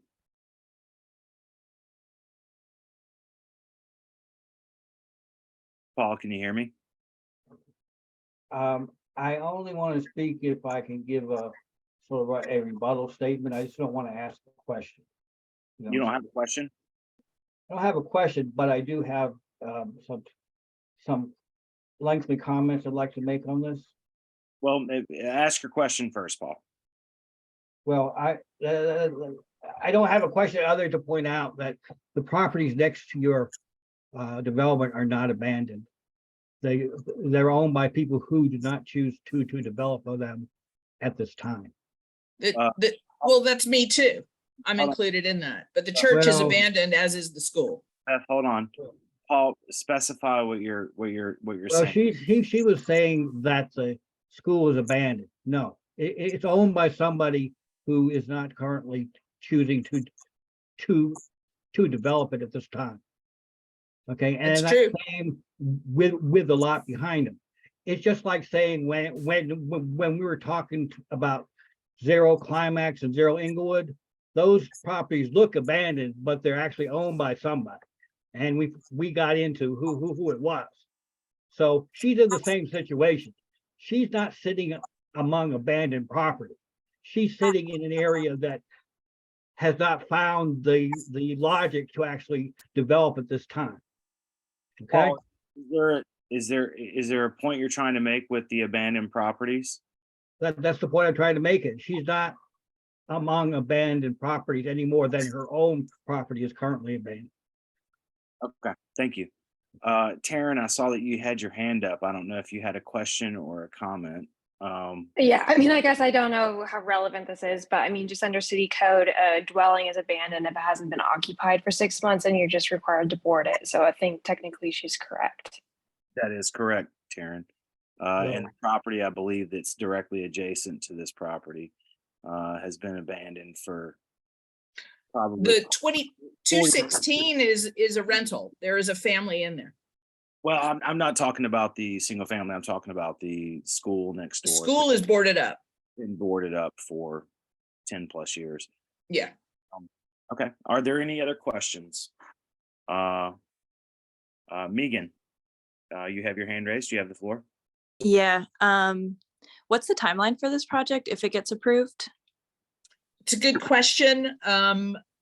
It'll probably take, I mean, March will be the rezoning hearing for ZRB, assuming we get approved through you guys and NPU. And then it's a question of putting a financing package together and getting that. So I would say that from a loose timeline that I would like to break ground by the end of this year. And we should be complete by 2025, early 2025. Thank you. I'm I mean, excited about it. it's an 18-month project. Okay. Yeah, as a resident of Milton Street, I think this would be really good for our street, actually. Thank you. All right, thank you, Beth. Thank you, Megan. Paul, I'm going to give you the floor. Go ahead. Well, Paul, you're on mute. I want to share my screen and make extended comments if I'm allowed to. I can stop sharing, Jacob, if you want me to. Paul, I'm going to give you 2 minutes. And just so you know, Jacob, Paul and I did speak at length this week. Okay.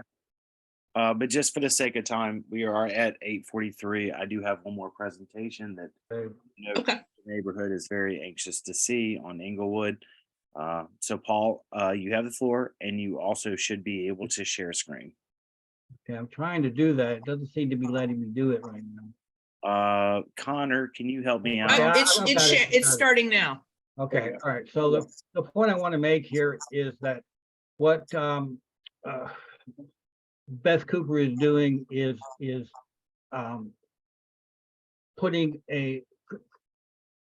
increasing density in the single family core.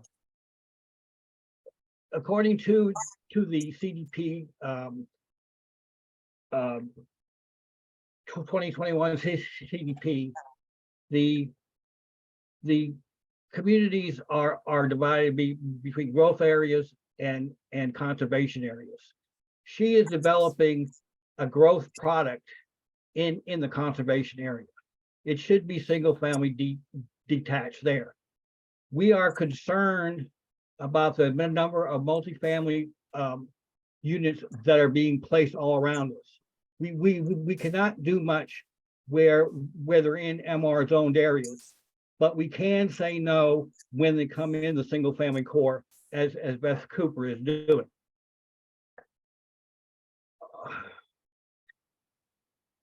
Can I reply? No, hold on 1 second, Beth. Paul still have about 38 seconds. Well, what I'm saying here, I don't really have enough time to say everything I want to say. There's another aspect of this. Beth Cooper got approved in 2019 for a 6-unit townhome. During that time, because of COVID, she advertised these properties for sale as federal opportunity zone properties. Here's an example of this. So the question is, she can say what she's going to do, but this is what she actually did when she had the opportunity. So she has never really finished a project. She has experience developing single family. She has no experience developing a 12 unit a townhome development. There is no guarantee she'll follow through, and she may have to put them back on the market again. Now, she claimed, I got one more thing, that she claimed COVID was the reason why. Today, we have inflation, higher cost, and higher interest rates than we had then. So, well, why do we believe that she's going to even finish this product? Also, this type of PDH rezoning can happen on any lot in this community. And we have to say no now before we have a complete invasion of all this stuff. Okay. Thank you, Paul. Beth, I'm going to give you a moment to rebuttal if you want to rebuttal. Yeah. So I asked Paul this last week if he had ever renovated his house. And he said yes. And I asked him if he had put a budget together for that project. And he said yes. And I said, and did you proceed with any unforeseen issues that had come up in your renovation? And he said yes.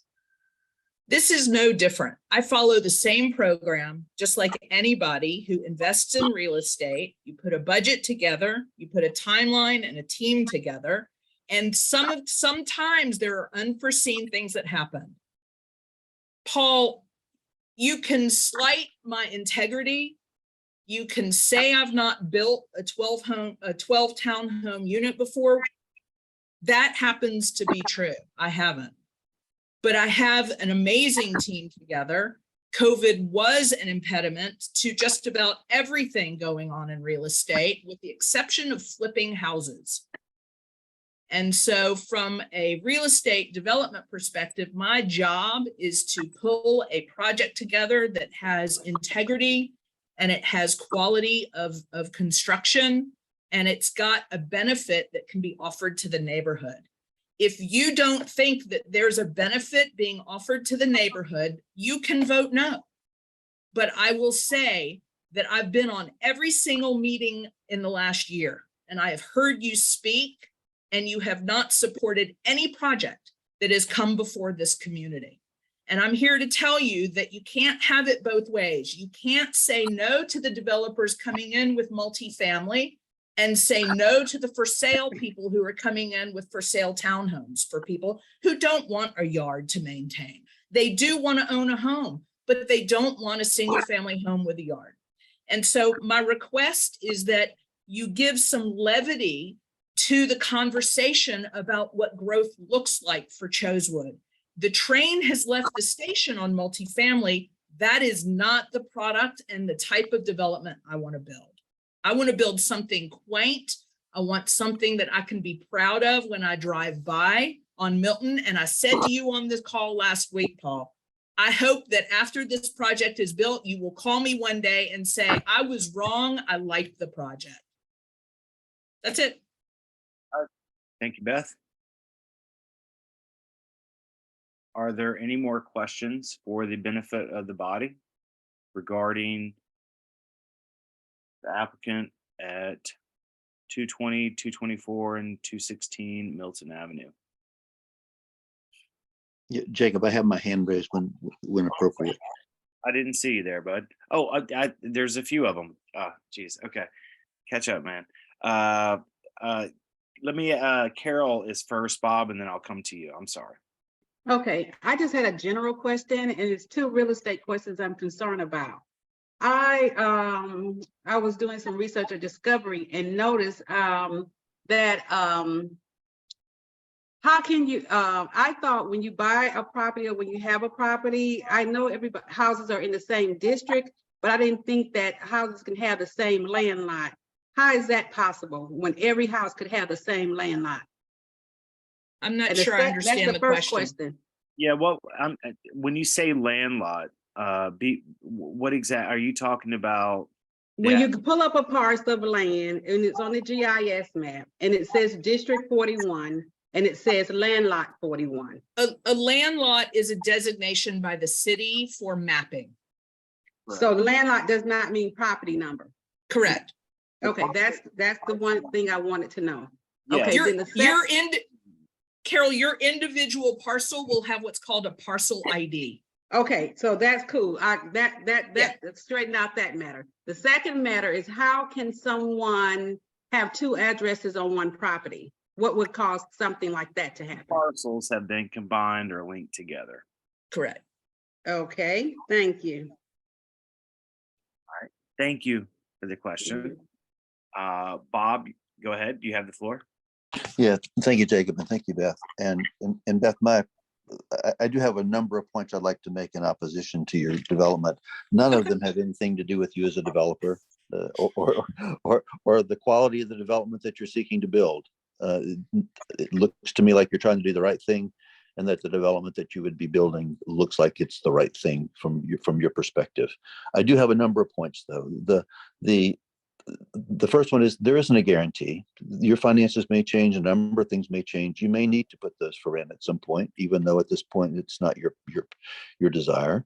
Second point I'd like to make is, I would, if you want to build these wonderful townhomes, I would just like to see you build them on property that is already zoned commercial, already zoned multifamily. We have 6,500 apartment units that are coming to Chosewood in the next 3 to 5 years. I don't think we need to put apartments on existing single-family lots when there are plenty of lots available that are already zoned commercial, already zoned multifamily on which to do that. There are precious few single-family lots available now.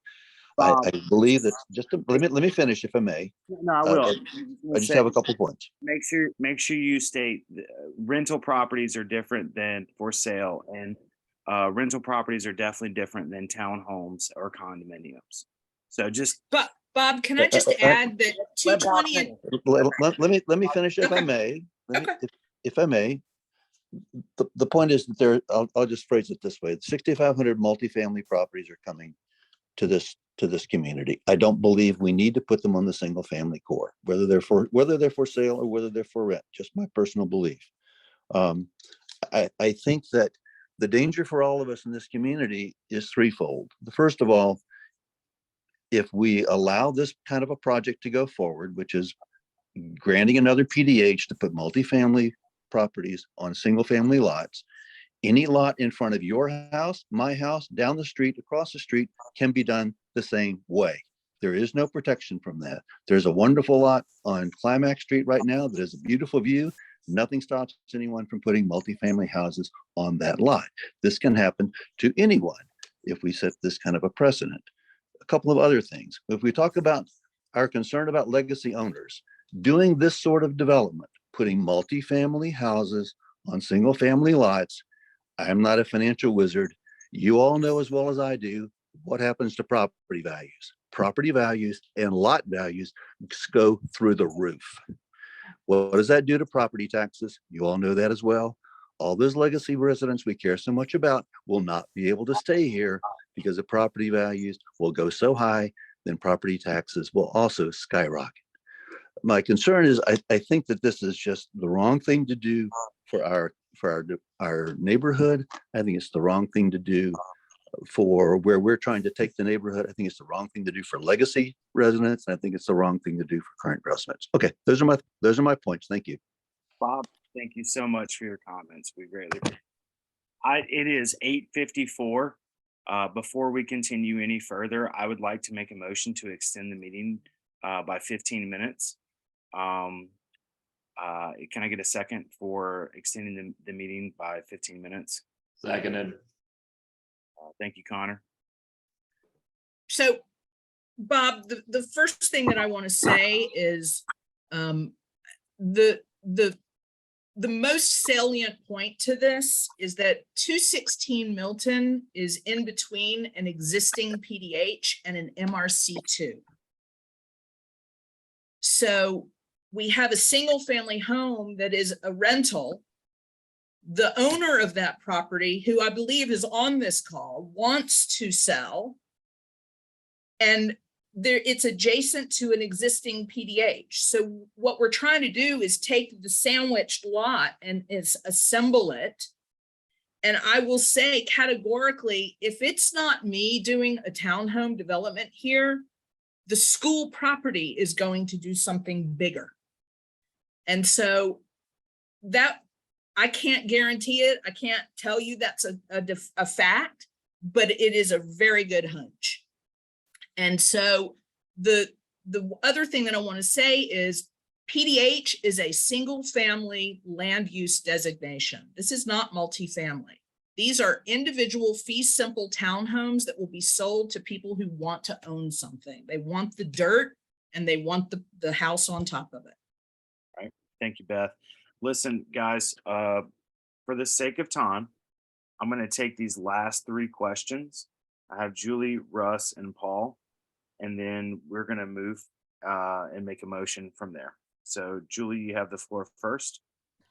Yeah, I guess it's more of my question is, I just want clarification. I think you just answered it with your last comment. This is only for 216 and it's only changing 216 from R4 to a PDH. Is that correct? And then part of that is also making, in order to do that, to make the sidewalks from 10 feet to 6 feet. Is that correct? Yes. But that's for all four or all three properties? Is that addition to that, or is that too? Let me, yeah, Julie, let me just give you clarification. So when we met with the city, they want this all done in one fell swoop. They don't want two separate rezonings for this. One would technically be a rezoning, which is on 216. The other one would be a site plan amendment on 220 and 224. And they said rezone 216 and amend the site plan at the same time. So all of this is being done as an assemblage. Yeah, and let me just add this in there for you, Julie. The PDH zoning runs concurrent with the existing zoning. So Yeah. it's the line zoning that goes with it. It is a zoning change, but it continues to be an R4 lot along with having the PDH FAR associated with it. It's not the same as saying I'm taking an R4 to an MR Or multifamily. type Yeah, of- I actually looked at that. Oh, I just wanted to get clarification that we were, that the other two were already rezoned. But I would also like to bring attention to one of Taryn's comments in the chat, because I think it's a very valid point, and I think it's a smart way to help us like continue to work with developers and also work towards our ultimate goals as a neighborhood. So Taryn, if you don't mind, I'm going to read your comment about what your conditions were to approve them, if that's okay. Go ahead, Julie, and then you're done, and I'm gonna. Yeah, and then I'm done. It says, I would approve this with two conditions in writing in a CBA. One, a 6-foot sidewalk and driveway will empty into tree pits with hydro tolerant trees, which you've talked about, talking about to the tree company. And also 2, use permeable pavers or pavers for the drive. And she has, just so you know, if the site plan can be put back up, there is a large stormwater retention that is in the center of the property of the hammerhead that she has spoken about. And there is also pavers around every unit, along with I guess it looks like a tree. I'm not sure how many trees. I can't share my screen, so. Okay, I believe it's 28 trees that you have on your site plan. I think so too. I'm gonna allow Russ to have the floor. Paul, Caesar, you're it. That's the last one. That's it. And we have one more presentation for tonight. So Caesar, you're only getting it because you are the old G on the block. And Paul as well too. So Russ, you have the floor. Can you hear me, Russ?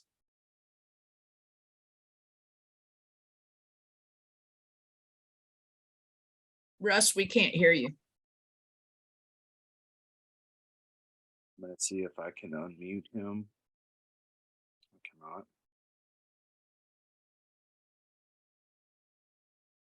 cannot. Russ, you have your hand up again. Can you unmute yourself? I'm gonna lower your hand, but you have the floor, Russ.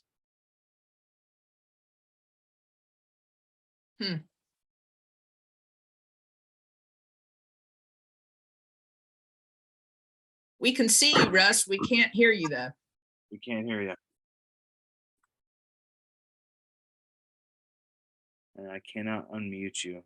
He said it's connecting to audio. There it is. All right, unmute yourself. Okay, can you There hear me you now? go. Can you hear me now? Go Yeah. ahead, Russ. You have the floor. Sorry about that. I'm Russ Garman. I'm actually the owner of 216 Milton Avenue. I'm a real estate investor and real estate broker, been in real estate business for over 30 years. I've owned that house for 20 years. I own other properties in the area off of Boulevard. I have been approached by the school next door several times for their representatives there. Whenever Beth had her rezoning meeting, I went to the meeting there and indicated, my property sandwiched in between this townhouse development and the school, that it's probably going to be ended up getting rezoned one way or the other. Don't necessarily have a problem with it. I've been attending these meetings for the last many months. Everybody always objects to apartments, apartment developers, rentals. This is a for sale townhouse development. I do not know why anybody would object to that. There is no sidewalks on Milton Avenue now. You can't walk. There is no, it's kudzu overrunning the streets and sidewalks, this would be a great development. I can't understand any objection to it. Since how all the apartments in the area now, this would be a nice for sale townhouse development. I'm all for it. All right. Thank you. Thank you, Russ. Paul, Caesar, and that's it. Okay, I want to Paul, add. Paul, you have 30 seconds. Go ahead. Well, I want to rebut the fact that I have been against certain developments because they did not preserve the single family core, as yours does not. Yes, it is a single family development, but it acts like a multifamily. When you put it up for sale, you had it as high as $725K, which shows that when you allow PDH to be in there, prices will raise, as Bob said, and it's going to create a tear down and build back denser cycle. I talked to Kiata Holmes about this, and she agreed with me that there is no way you can keep this from any other lot in this community. I don't want people to be pushed out. That's why I oppose density in the single family core, because it will do that. All right, Paul, that was actually the fastest I think I've heard you talk. I can say more, but you certainly have 30 seconds. And you beat the timer too. Okay. All right, I try to cooperate. Is Caesar going to speak? Well, I lowered my hand because all of my questions have been answered. Yes, I'm sorry. You're last. You have the floor, and then we'll move on to a motion. So I lowered my hand because all of my questions have gotten answered. I will make a statement since I have the floor.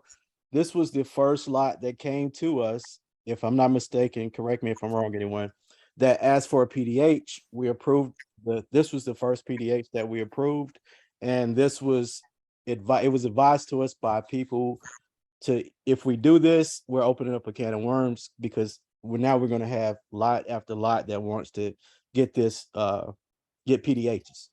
So this is the same thing that we did on the previous thing that we voted on for a neighbor to spend money on. You're going to have people come back and try to use this one example to say, hey, I want to get this done on my lot.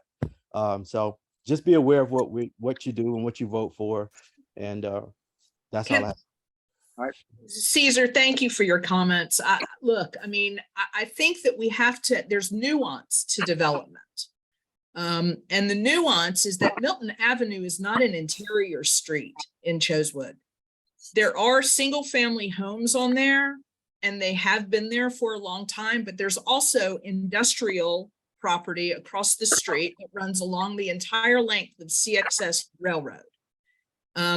So I think the nuance is on this particular block is that there's an MRC zoning building there. There's a single family house, and then there's a PDH. And all I'm asking for from the neighborhood is to envelop the single family house that's in between these two properties so that I can put together a nice development that offers benefit to the community. Okay. Thank you, Beth. Okay. Thank you, Paul. Thank you, Russ. Thank you, everyone who made comments and had. I didn't get my full 30 seconds. Can I make one comment? Paul, you got your 30 seconds. I'm going to move on here. I'd like to make a motion then. Yeah, 1 second, Bob, and I will be glad to let you make the first. Thank you.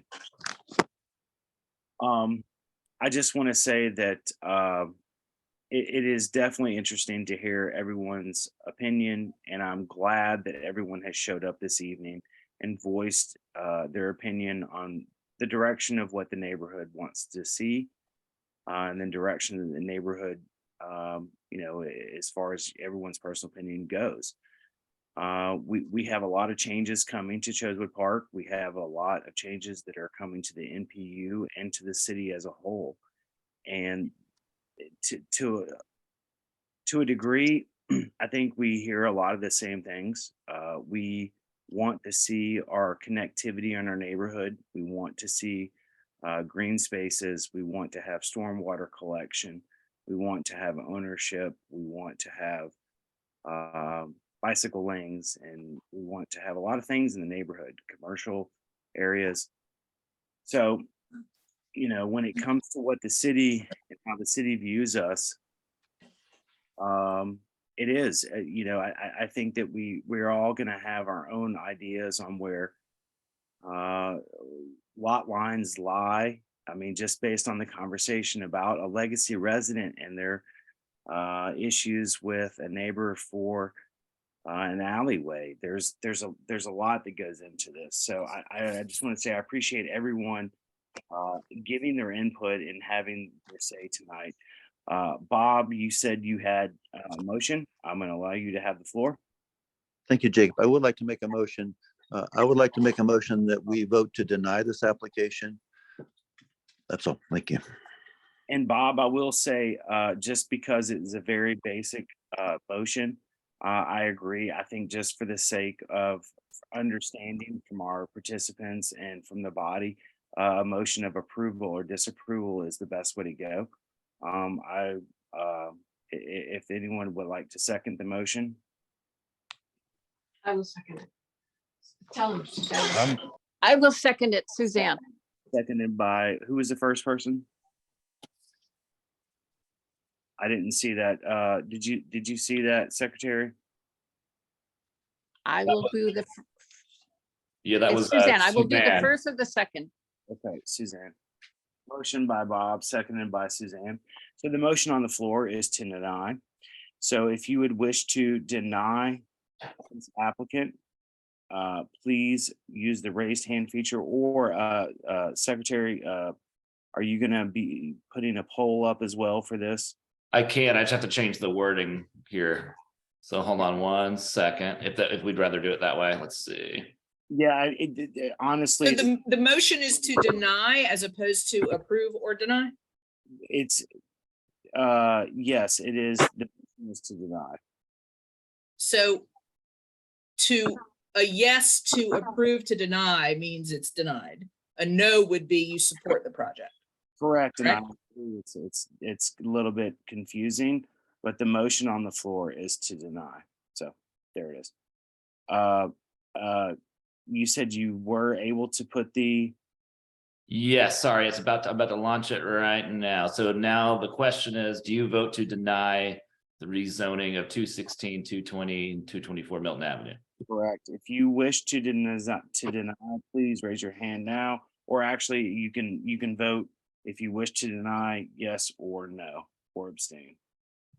And put it a reminder to any other household members, throw it in the chat. I don't know why I agree that it's kind of confusing. It's very confusing, and I would prefer to have motions in the future that are very easy to understand, but if I'm gonna leave Can I it. just say, Jacob, that for NPU purposes, a motion to deny is not how they run their votes. They do a yes or a no for approve or deny. They actually allow for a motion to be made from the body. Okay. That is the bylaws. And I see two hands raised, Bob and Suzanne. Did either of you vote on the poll? No, neither of us could figure out the polling. Sorry. So we Okay, yeah, just no had to worries. raise Just hands. want to make sure Thank I'm you. doing it. No, just one vote. Thank you.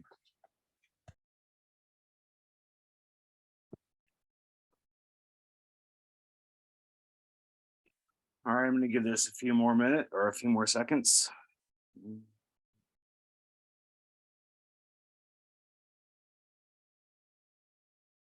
All right, I'm going to end the poll.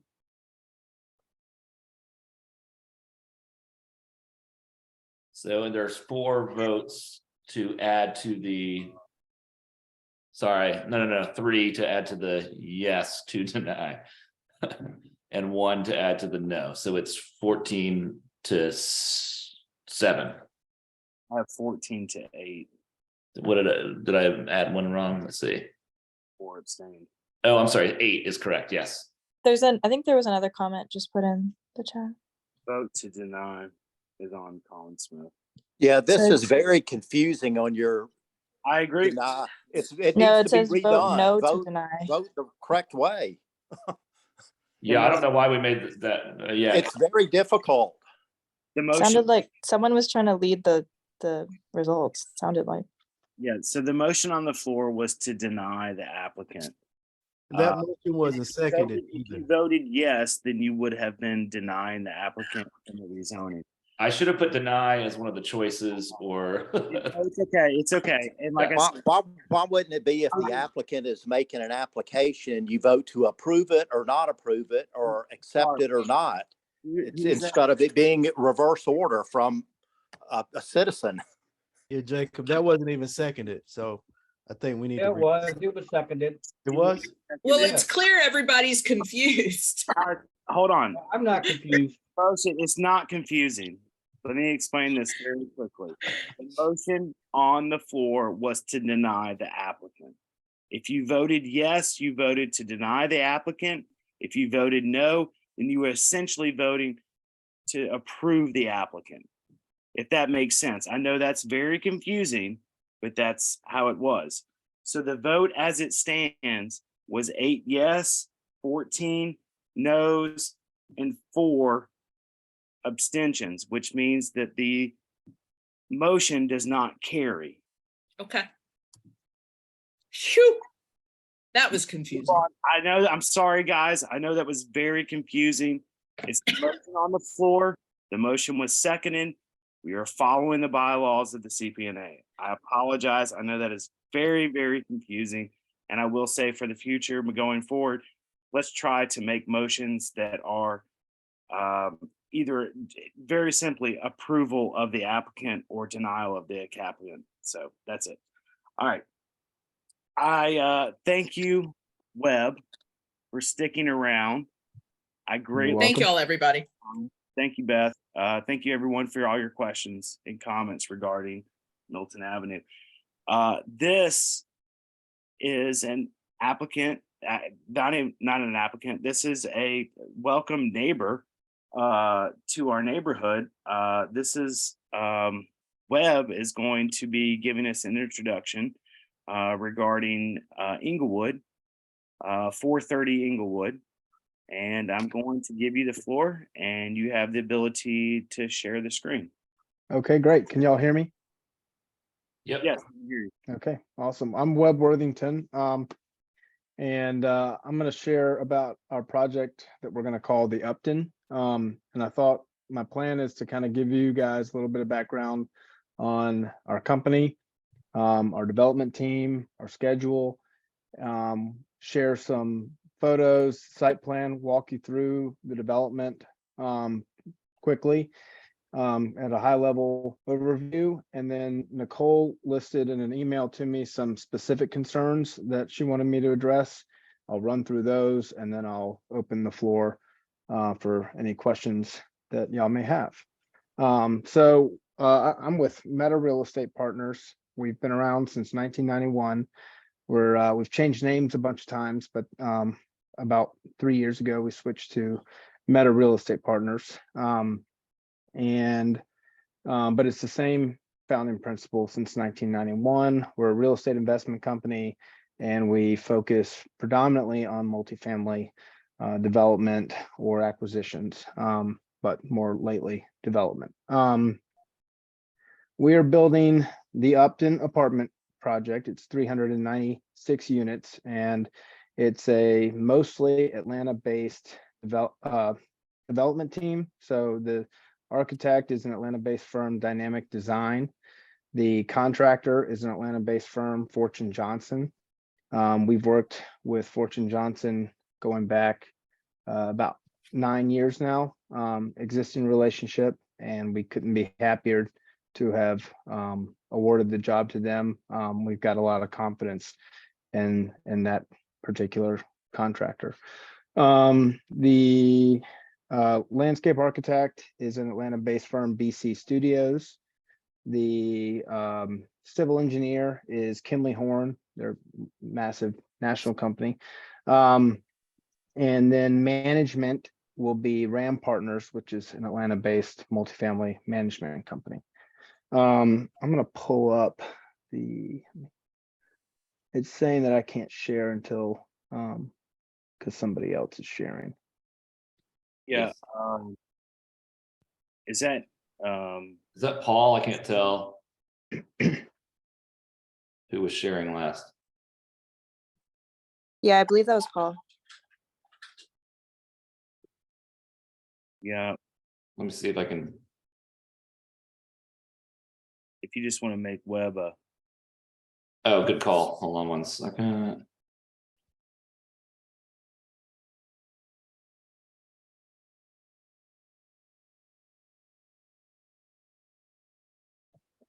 All right, you might be able to share now. See, let me know. There Web, we go. Yep. Okay. thank you, Connor. no problem. Okay, I am sharing my screen. Can you all see a site plan? Yes, we can see that. Okay, great. So I know this may be small. Let me know if you want me to zoom in.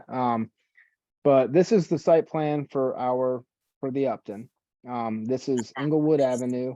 First of all, this is located at 430 Inglewood. Down along the bottom, which happens to also be true south. Along the south is Inglewood Avenue. The Atlanta Tool Bank is our neighbor on this side to the west, and then on the east we have the Rolaids, and to our north we also have the Rolaids, the Malin Avenue Stageworks.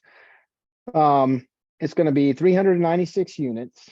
It is 5 levels of stick frame construction on top of a podium slab, which will have 2 levels up front because we have some grade change, and then it'll eventually transition to 1 level as you move north into the site. It has a 550 space parking deck that is exclusively reserved for residents only. And we have a central courtyard. Most of our amenities are all along the Inglewood elevation in that podium, and I'm going to show you some renderings here in a minute, and you'll get a pretty good idea of the quality that we're going to build to. We have 2 curb cuts, but this one will be it's if you're familiar with Grasscrete, I don't know if that's a product. I don't know if it'll be specifically that product, but it'll be comparable. It'll be it's a fire access lane with a hammerhead turnaround here for fire trucks, but it'll be, hopefully it never gets used. And then this will be our drive aisle for residents, also with a hammerhead. And then we have the central courtyard with a pool and courtyard amenities. We also have a rooftop amenity that will be a indoor clubhouse with a spill out patio and a rooftop dog park. And we're doing some edible gardens for herbs and vegetables for residents. We've got a couple locations where we're going to have those. So I'm going to go straight over to photos now. Let me just see. I have some notes here. It is going to have studios, 1s, 2s, and 3-bedroom units, all for rent. 10% of the project is affordable, meeting 60% AMI. We could have chosen to do 15% at 80% AMI, but most developers are choosing that, and we were being told that there's a dearth of 60% AMI affordable units in the market, so we wanted to choose that direction to try to meet that need, which is the greater need. And then the schedule real fast. We're under construction right now. We're in site work. We're approaching. The plan is to hopefully start pouring foundations next week.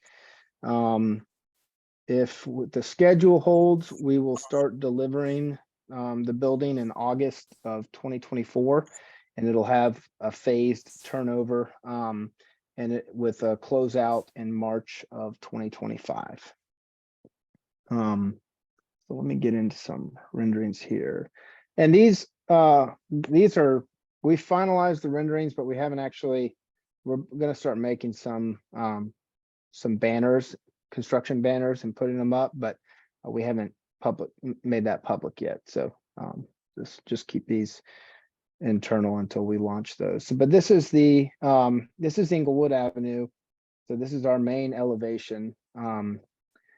one of the things that Nicole asked, and I think this would be a good time to share it, is for some materials that we're using. So you can see here, we've got a lot of storefront, a lot of glazing along the podium level, which is everything down below this level right here. This particular elevation approximately has 36% glass, 5% metal panel mainly on some of these corners here. And then and it's got 37% cementitious panel, fiber cement like Hardy. And then it's 22% brick. And those percentages are pretty close for the rest of the exterior elevation. So our east, west, and north elevation will be very, very similar mix to that as well. The only difference is we won't have really metal panel on those other elevations. Well, Yes. 1 second. We're at 9:23, guys. Can I make a motion to extend our meeting until 9:45 just to cover ourselves? Can I make a motion to extend the meeting to 9:45? Somebody wants to second that. I'll second. Seconded by Stephanie. Stephanie. Thank you. And I'll try to talk as fast as Paul did on his 30-second shot clock. Paul did pretty good. Yeah. I apologize. Okay, so this is our main elevation. This is a what they call a paseo. It's basically an opening that will get into our pool courtyard. There'll be a grand staircase there. We'll have some we'll have some art, some murals in there. But 100% of this building will be controlled access, exclusively reserved for residents. This is a rendering of our unit, of an interior unit. It'll be, consistent with any and all of the best Class A product you can find in Atlanta. We have one other project in Atlanta we built. I guess we finished it in 2017 now. It's called North and Line. It's also on the Beltline on the East Side Trail. You're welcome to get northandline.com. You're welcome to go on their website and get a pretty good feel for, the quality that we strive to build for. I'll mention this too. I don't know what the fate of this particular investment is for us, but we build everything with the mindset that we would want to own it for 10 plus years. And we're not a merchant developer who sits there and tries to cut corners and build product as cheap as we can to maximize, trying to sell it as fast as we can and let somebody else inherit those problems. So now that's not to say that somebody won't come along and offer us a number we can't turn down. But I think there's a pretty good chance that we'll be owning this for at least 10 years because that's how we will get the maximum value of the tax advantages of the qualified opportunity zone. And so this is a unit. I'll go through these pretty quickly. This is our interior rooftop amenity club room. You can see it spills out into a patio out there. I'll take you there in just a minute. Here's a photo of the patio with Atlanta skyline view and the rooftop dog park. Here is our pool courtyard. You can see it. One half of the courtyard is the pool and the other half is some green space. And there'll be all kinds of grilling stations and all that. This is our 2-story fitness center, and we're putting a squash court in. Pickleball has been a new amenity that we're doing in our suburban projects and garden style, but we couldn't do that here. But we did a squash court just to try to do something a little bit different. And then that's it. Pickleball is all the rage, just so Yeah, you know. yeah, it really is. It is. Okay. Well, thank you so much for the presentation. We greatly appreciate it. And thank you so much for your time tonight. I'm going to open the floor up to a few questions, if that's okay with you. Sure. And then Nicole gave me a handful of items that she specifically wanted me to be sure to address. So I can do that now, or I can do that after questions. Yeah, I will go ahead and I'm gonna open the floor for questions first, and then you can address, I Okay. don't know if that came as far It as. was, she wanted me to talk about the brownfield program, stormwater management. I talked about building materials. She wanted me to share a tree plan, which I've got open. It's right here if y'all want to see it. It's 3 pages. And then she wanted me to talk about green space. Are we allowed to take this information and go ahead and put it up on our social media pages and on our webpage so that we can share it with the neighborhood? Which information? Like the renderings and stuff? The renderings, the site plan. Yeah, there's nothing. Yeah, there's nothing. Yeah, totally. And I Alright. can send you materials as need be. All right, perfect. Bob, you have your hand raised first, so you have the floor. Thank you for the presentation. First of all, looks like a nice quality development. I do have 2 questions. As you know, homeownership is important to many of us in the neighborhood. This property is sitting on, at least by some people's thoughts, some of the most beautiful property in Atlanta, with some of the best views anywhere in the city. And so one question that would come to mind would be, is there any consideration given to putting some very high-end condominiums on that hill that overlook the city, as opposed to making them all rentals? Well, Bob, that's the first question, and then the second question is just, will there be any commercial space among the development? Thank you. Sure. The first question, I don't think we are by right. We could build for sale product here. I think it would have to go through a whole new site plan approval and possibly even a rezoning. I'm not sure. We don't do any for sale product, and we would not, even if the existing zoning allowed for it, entitlements allowed for it, it's not something that we would entertain. But we specialize in for rent exclusively. And there is not any commercial or retail in this development at all. It's all of the streetscape is activated by amenitization. Okay, thank you very much for answering the questions. I appreciate it. Thank you, Bob, for the question. And just so you know, Bob, this is a property that has already gone through the entire process. That's why they've moved so quickly. They have their own funding for this particular project. This is not something that they're requesting funding from. And it also had the proper zoning for them to be able to move quickly, which is why you guys are looking to be done in 2024. 2024 to 2025. Yeah. 2024. I would just like to add to Bob's particular question regarding the commercial space. I would like you guys to maybe consider putting some type of commercial space into this development. I know that you guys have a great location based on what you guys have put together, and we really appreciate you guys coming to the meeting tonight. This is the first time we've been able to see anything from this development, and we've got Atlanta Housing. I'm not sure if you've had any communication with the Benoit Group that's next door to you, directly across the street.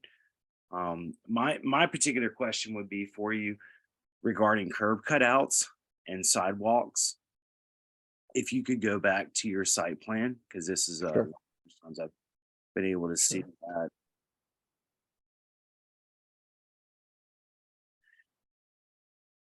So your sidewalks, and you have you don't have exactly curb cutouts. You have parking Well, on the street. Is that correct? with this will be parallel parking up front. These spaces right here where there's a jog in the sidewalk. And then this will get a curb cut, but it's for I say that I'm not 100% certain that this actually has a curb cut. That'll be I'd have to get back to you on that. There definitely will be one here because this is our primary drive aisle. It does look like there is a slanted one here, but this is for emergency services only. Yeah, the biggest thing for what we look for, especially in Chosewood, is connectivity. As we continue, I think you heard this tonight a little bit, Webb, with other developers. Sidewalks, connectivity, pedestrian pathways, these types of things are very important. You guys are directly on the belt line, and being Well, able. we're actually not directly on the belt line. The Atlanta, the Stageworks property to our borders us to our north is in between us and the belt line. And then there's like 80 feet of elevation change that you'd have to overcome. So we won't be offering any kind of a direct belt line access from our property like some of the other apartments. Gotcha. Is there, you know what, before I ask more questions, I apologize, Stephanie, I see your hands raised. I'm going to give her the floor and then I'll ask a few more and see if anybody else has anything else for you tonight. I appreciate it. Thank you for your time tonight, Webb. Oh, definitely. Thanks, Jacob. Yeah, my concern is, again, you have all of these residents coming into this space and we have a lack of retail or commercial space, even if it's, a sandwich shop or, a brunch place or, something like that, that not only would benefit the people that are within your complex, because there really isn't much around except for the beacon and limited in that. But it would also benefit the community. And I think what we are really striving for is community interaction with people that live in this area. And I think you can find that when you offer some retail or community, just to make it more walkable, more environmentally friendly and more resourceful for the people that are living in the space. That's my main thing, other than it really, I'm just getting frustrated on everything looking the same. And, with lack of detail and attention to character or style on these stick frame construction. That's just my frustration in seeing more and more of these developments really, have such an opportune time to develop Chosewood in such a way that could be memorable and historical. And we seem to be missing the ball here. I know that might not be something that you can change, but please consider my comments. Yeah, those are great comments. I'll let you address the exterior facades, Webb, because that is something. Sure. With respect to the exterior, I would hope that nobody sees this and thinks, ugh, that just looks like every other. We see Denver, Colorado. We see the same thing we see in a lot of other places, especially throughout the neighborhood. And I'm sorry to cut you off there because I know I'm being loud on this. This is something I hear a lot from the constituency here in Chosewood Park is this is the exact same development that you see in a lot of places. And where is the architectural design? Where is the exterior facade that gives neighborhood character? This looks exactly like what's being built in a lot of other places. Yeah, well,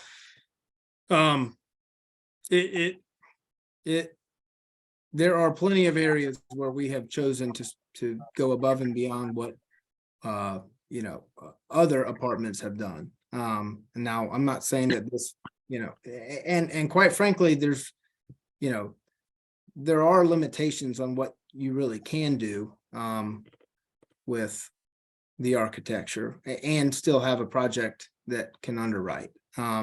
But a lot of developers would have tried to do, much less brick,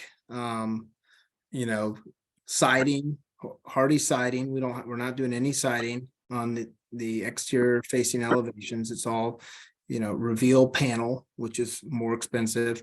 We've got metal panel, which is expensive. We've got lots of glazing. We've got lots of storefront glazing on top of that, on these, corners, trying to make them more pronounced. We've got a pronounced parapet at the top, providing, accent. We're trying to create this really nice paseo experience with some faux green walls that will be visible from the street, and local artists murals, which will be visible from the street. So, I do think that we have tried within, our limitations to make this a building. It's certainly, and it's beauty is in the eye of the beholder. It's certainly one that we're proud of, but I understand that not everybody else may have shared the same feelings there. All right. Thank you, Webb. Can you address the retail? Sure. Yeah. We, it's really nice to sit there and to think, oh, it'd be great to have, a lot of activated retail and restaurants on the ground floor. The problem is you've got to attract the retail. And just because you build a retail space doesn't mean you're going to go get Lululemons and Chipotle, or, the restaurants that you might want, a boutique, Ford Fry restaurant or something like that, or even just something quick, but high end. That, the problem is, right now, we don't see Inglewood as being a retail corridor that's going to be able to attract the kind of retail that we believe would be accretive to this development. And so you might find that if you go around the corner, you can find some in apartments, and some new apartments, you can find some pretty weak retail, vape shops. Well, Yes. I'm gonna help you out. You should stop. I think you're underestimating the character and the future of what the neighborhood could be. And No, I'm not at all underestimating. no, I think that there's a lot of opportunity for retail. And I will say that when you address the frontage of the properties and you call them store frontage, yet you use them as the amenities for the property, you're missing there's an opportunity that could definitely be achieved there. And I'm gonna cut you off on that one. Number one, for time, because we're at 9:39. And number two, because I feel like you should have some more conversations with some residents in the neighborhood, people that are concerned about commercial space, especially with, you guys are facilitating, hundreds of units and residencies that are on a major pathway on the belt line, whether you're 100 yards away from it or 50 yards away from it.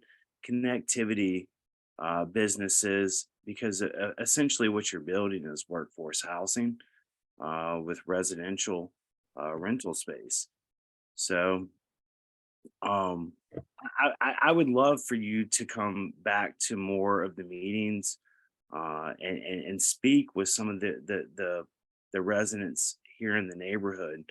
If you would be willing to, Webb, I would love to see if you would put your information in the chat for us, and you could maybe get some comments and some questions, answered that particular way. Because I know that I feel like we could sit here and go back and forth for quite a while, and it's already 9:41. I said 9:45 as far as the meeting goes. You were our last item. I'm going to allow one more individual, Megan, to ask her question, and then I'll let you make some closing comments, and we can move on from there. Does that sound good? Sure. All right, thank you. Hey, sorry. Do I have the floor? Okay, cool. It's Megan. Thank you, Webb, so much for your time. And I know we're always critics, so just par for the course. But just want to mention that the new apartments down Milton, they opened one retail spot, which got a coffee shop is about to open And we actually went to the grand opening or the soft opening of it. And it was just really special to see how many people came out to actually get to know these new neighbors from all these apartments down the street. And like, I could just totally see it being a hub. So anyway, yeah, I think there's more than just vape shops. And I know you didn't mean any disrespect by that, but yeah, I No, really no, think I there's didn't. opportunity for good community spaces that people will go to, and you will get a return on that investment. And I think it'll make people happier that even are residing in your apartment as well, to have something like that access to on their way to work. Sure. Yeah, and I'm looking for a biscuit barn. If you could totally build biscuits and coffee in Chosewood Park, I would be the happiest person alive. That's what we're asking for. We don't want a Lululemon. We're not that fancy. Yeah, we just want somewhere to get some coffee and some biscuits. Yeah. Thank you. Okay. All right. Well, is there any, do you want to make any other comments tonight, Webb? I mean, Nicole specifically asked that she seemed pretty interested in the brownfield and the stormwater. So if you don't mind, I'd like to just share what I've written up on that. Yes, that would be great. Sure. So we entered into a voluntary the state of Georgia EPD voluntary brownfield program. There were, and that raised some concerns. She wanted me to speak to address what contaminants were found. First of all, there were no contaminants found on our site at all. In any of the investigation performed by United Consulting. We voluntarily entered into the state of Georgia, which is different than the federal brownfield program, just for ongoing liability to protect us if something does come onto our property in the future from another parcel. So just if there's any concerns that there were contaminants, that we can put that to bed, and how we would be handling that. There's nothing to worry about. Stormwater, I'll tell you a little bit about how this building is designed with respect to that. The entire building, roof, and most of the on-site landscape hardscape is going to be captured and sent to an underground vault beneath the parking deck. The vault will have an underground infiltration to treat runoff per the city's stormwater requirements. There's no above ground water treatment on the site. The vault reduces the flow 46% of what it would be in the current condition. And then on top of that, we are installing a 24-inch stormwater pipe connecting from our site all the way down to Boulevard, down Inglewood to Boulevard, and it'll have several catch basins within it. And so that will dramatically enhance the runoff that's currently all being running straight down Inglewood with no infrastructure. So, and then we've entered into a stormwater maintenance agreement with the city of Atlanta, which is a recorded document saying that, promising that we will maintain our stormwater vault and, appropriately. And so hopefully that appeases any stormwater concerns. And then I showed you the tree plan. I'm happy to send that. And then she wanted me to mention green space. You see, we're limited on green space. It's a I think it's 3.8 acre site, and obviously most of it is building, but we will have some green space on the interior courtyard, and we'll have some along the east and the west. All right. Well, thank you, Webb, so much for your presentation tonight.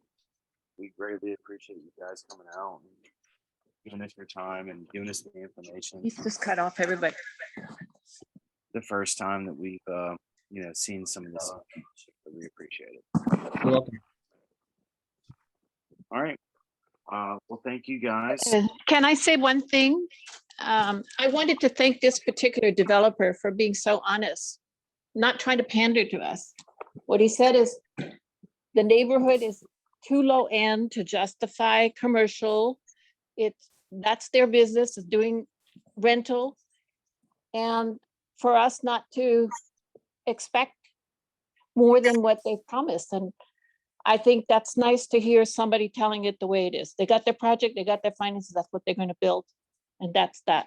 And I'd like It's to, good to I'd hear like that. to add that there's nothing, I didn't say, use the word low end and I would never, there's nothing low end about your neighborhood. We wouldn't be investing 130 into a $130 million project if we felt like we were going into a low end environment. So that is not how we feel. We could not be happier to be building this and become members of your community. Thank you, Webb. Appreciate it. Webb has put his information into the chat. If you would like to reach out to him, you can find his information there. We appreciate you guys coming out tonight, and we will be in touch with you soon. Thank you, Webb. Thank you, guys. That was our last presenter for new business. We have our closing statements, and any community questions and concerns is our last agenda item. If anybody would like to make a comment, please raise your hand now.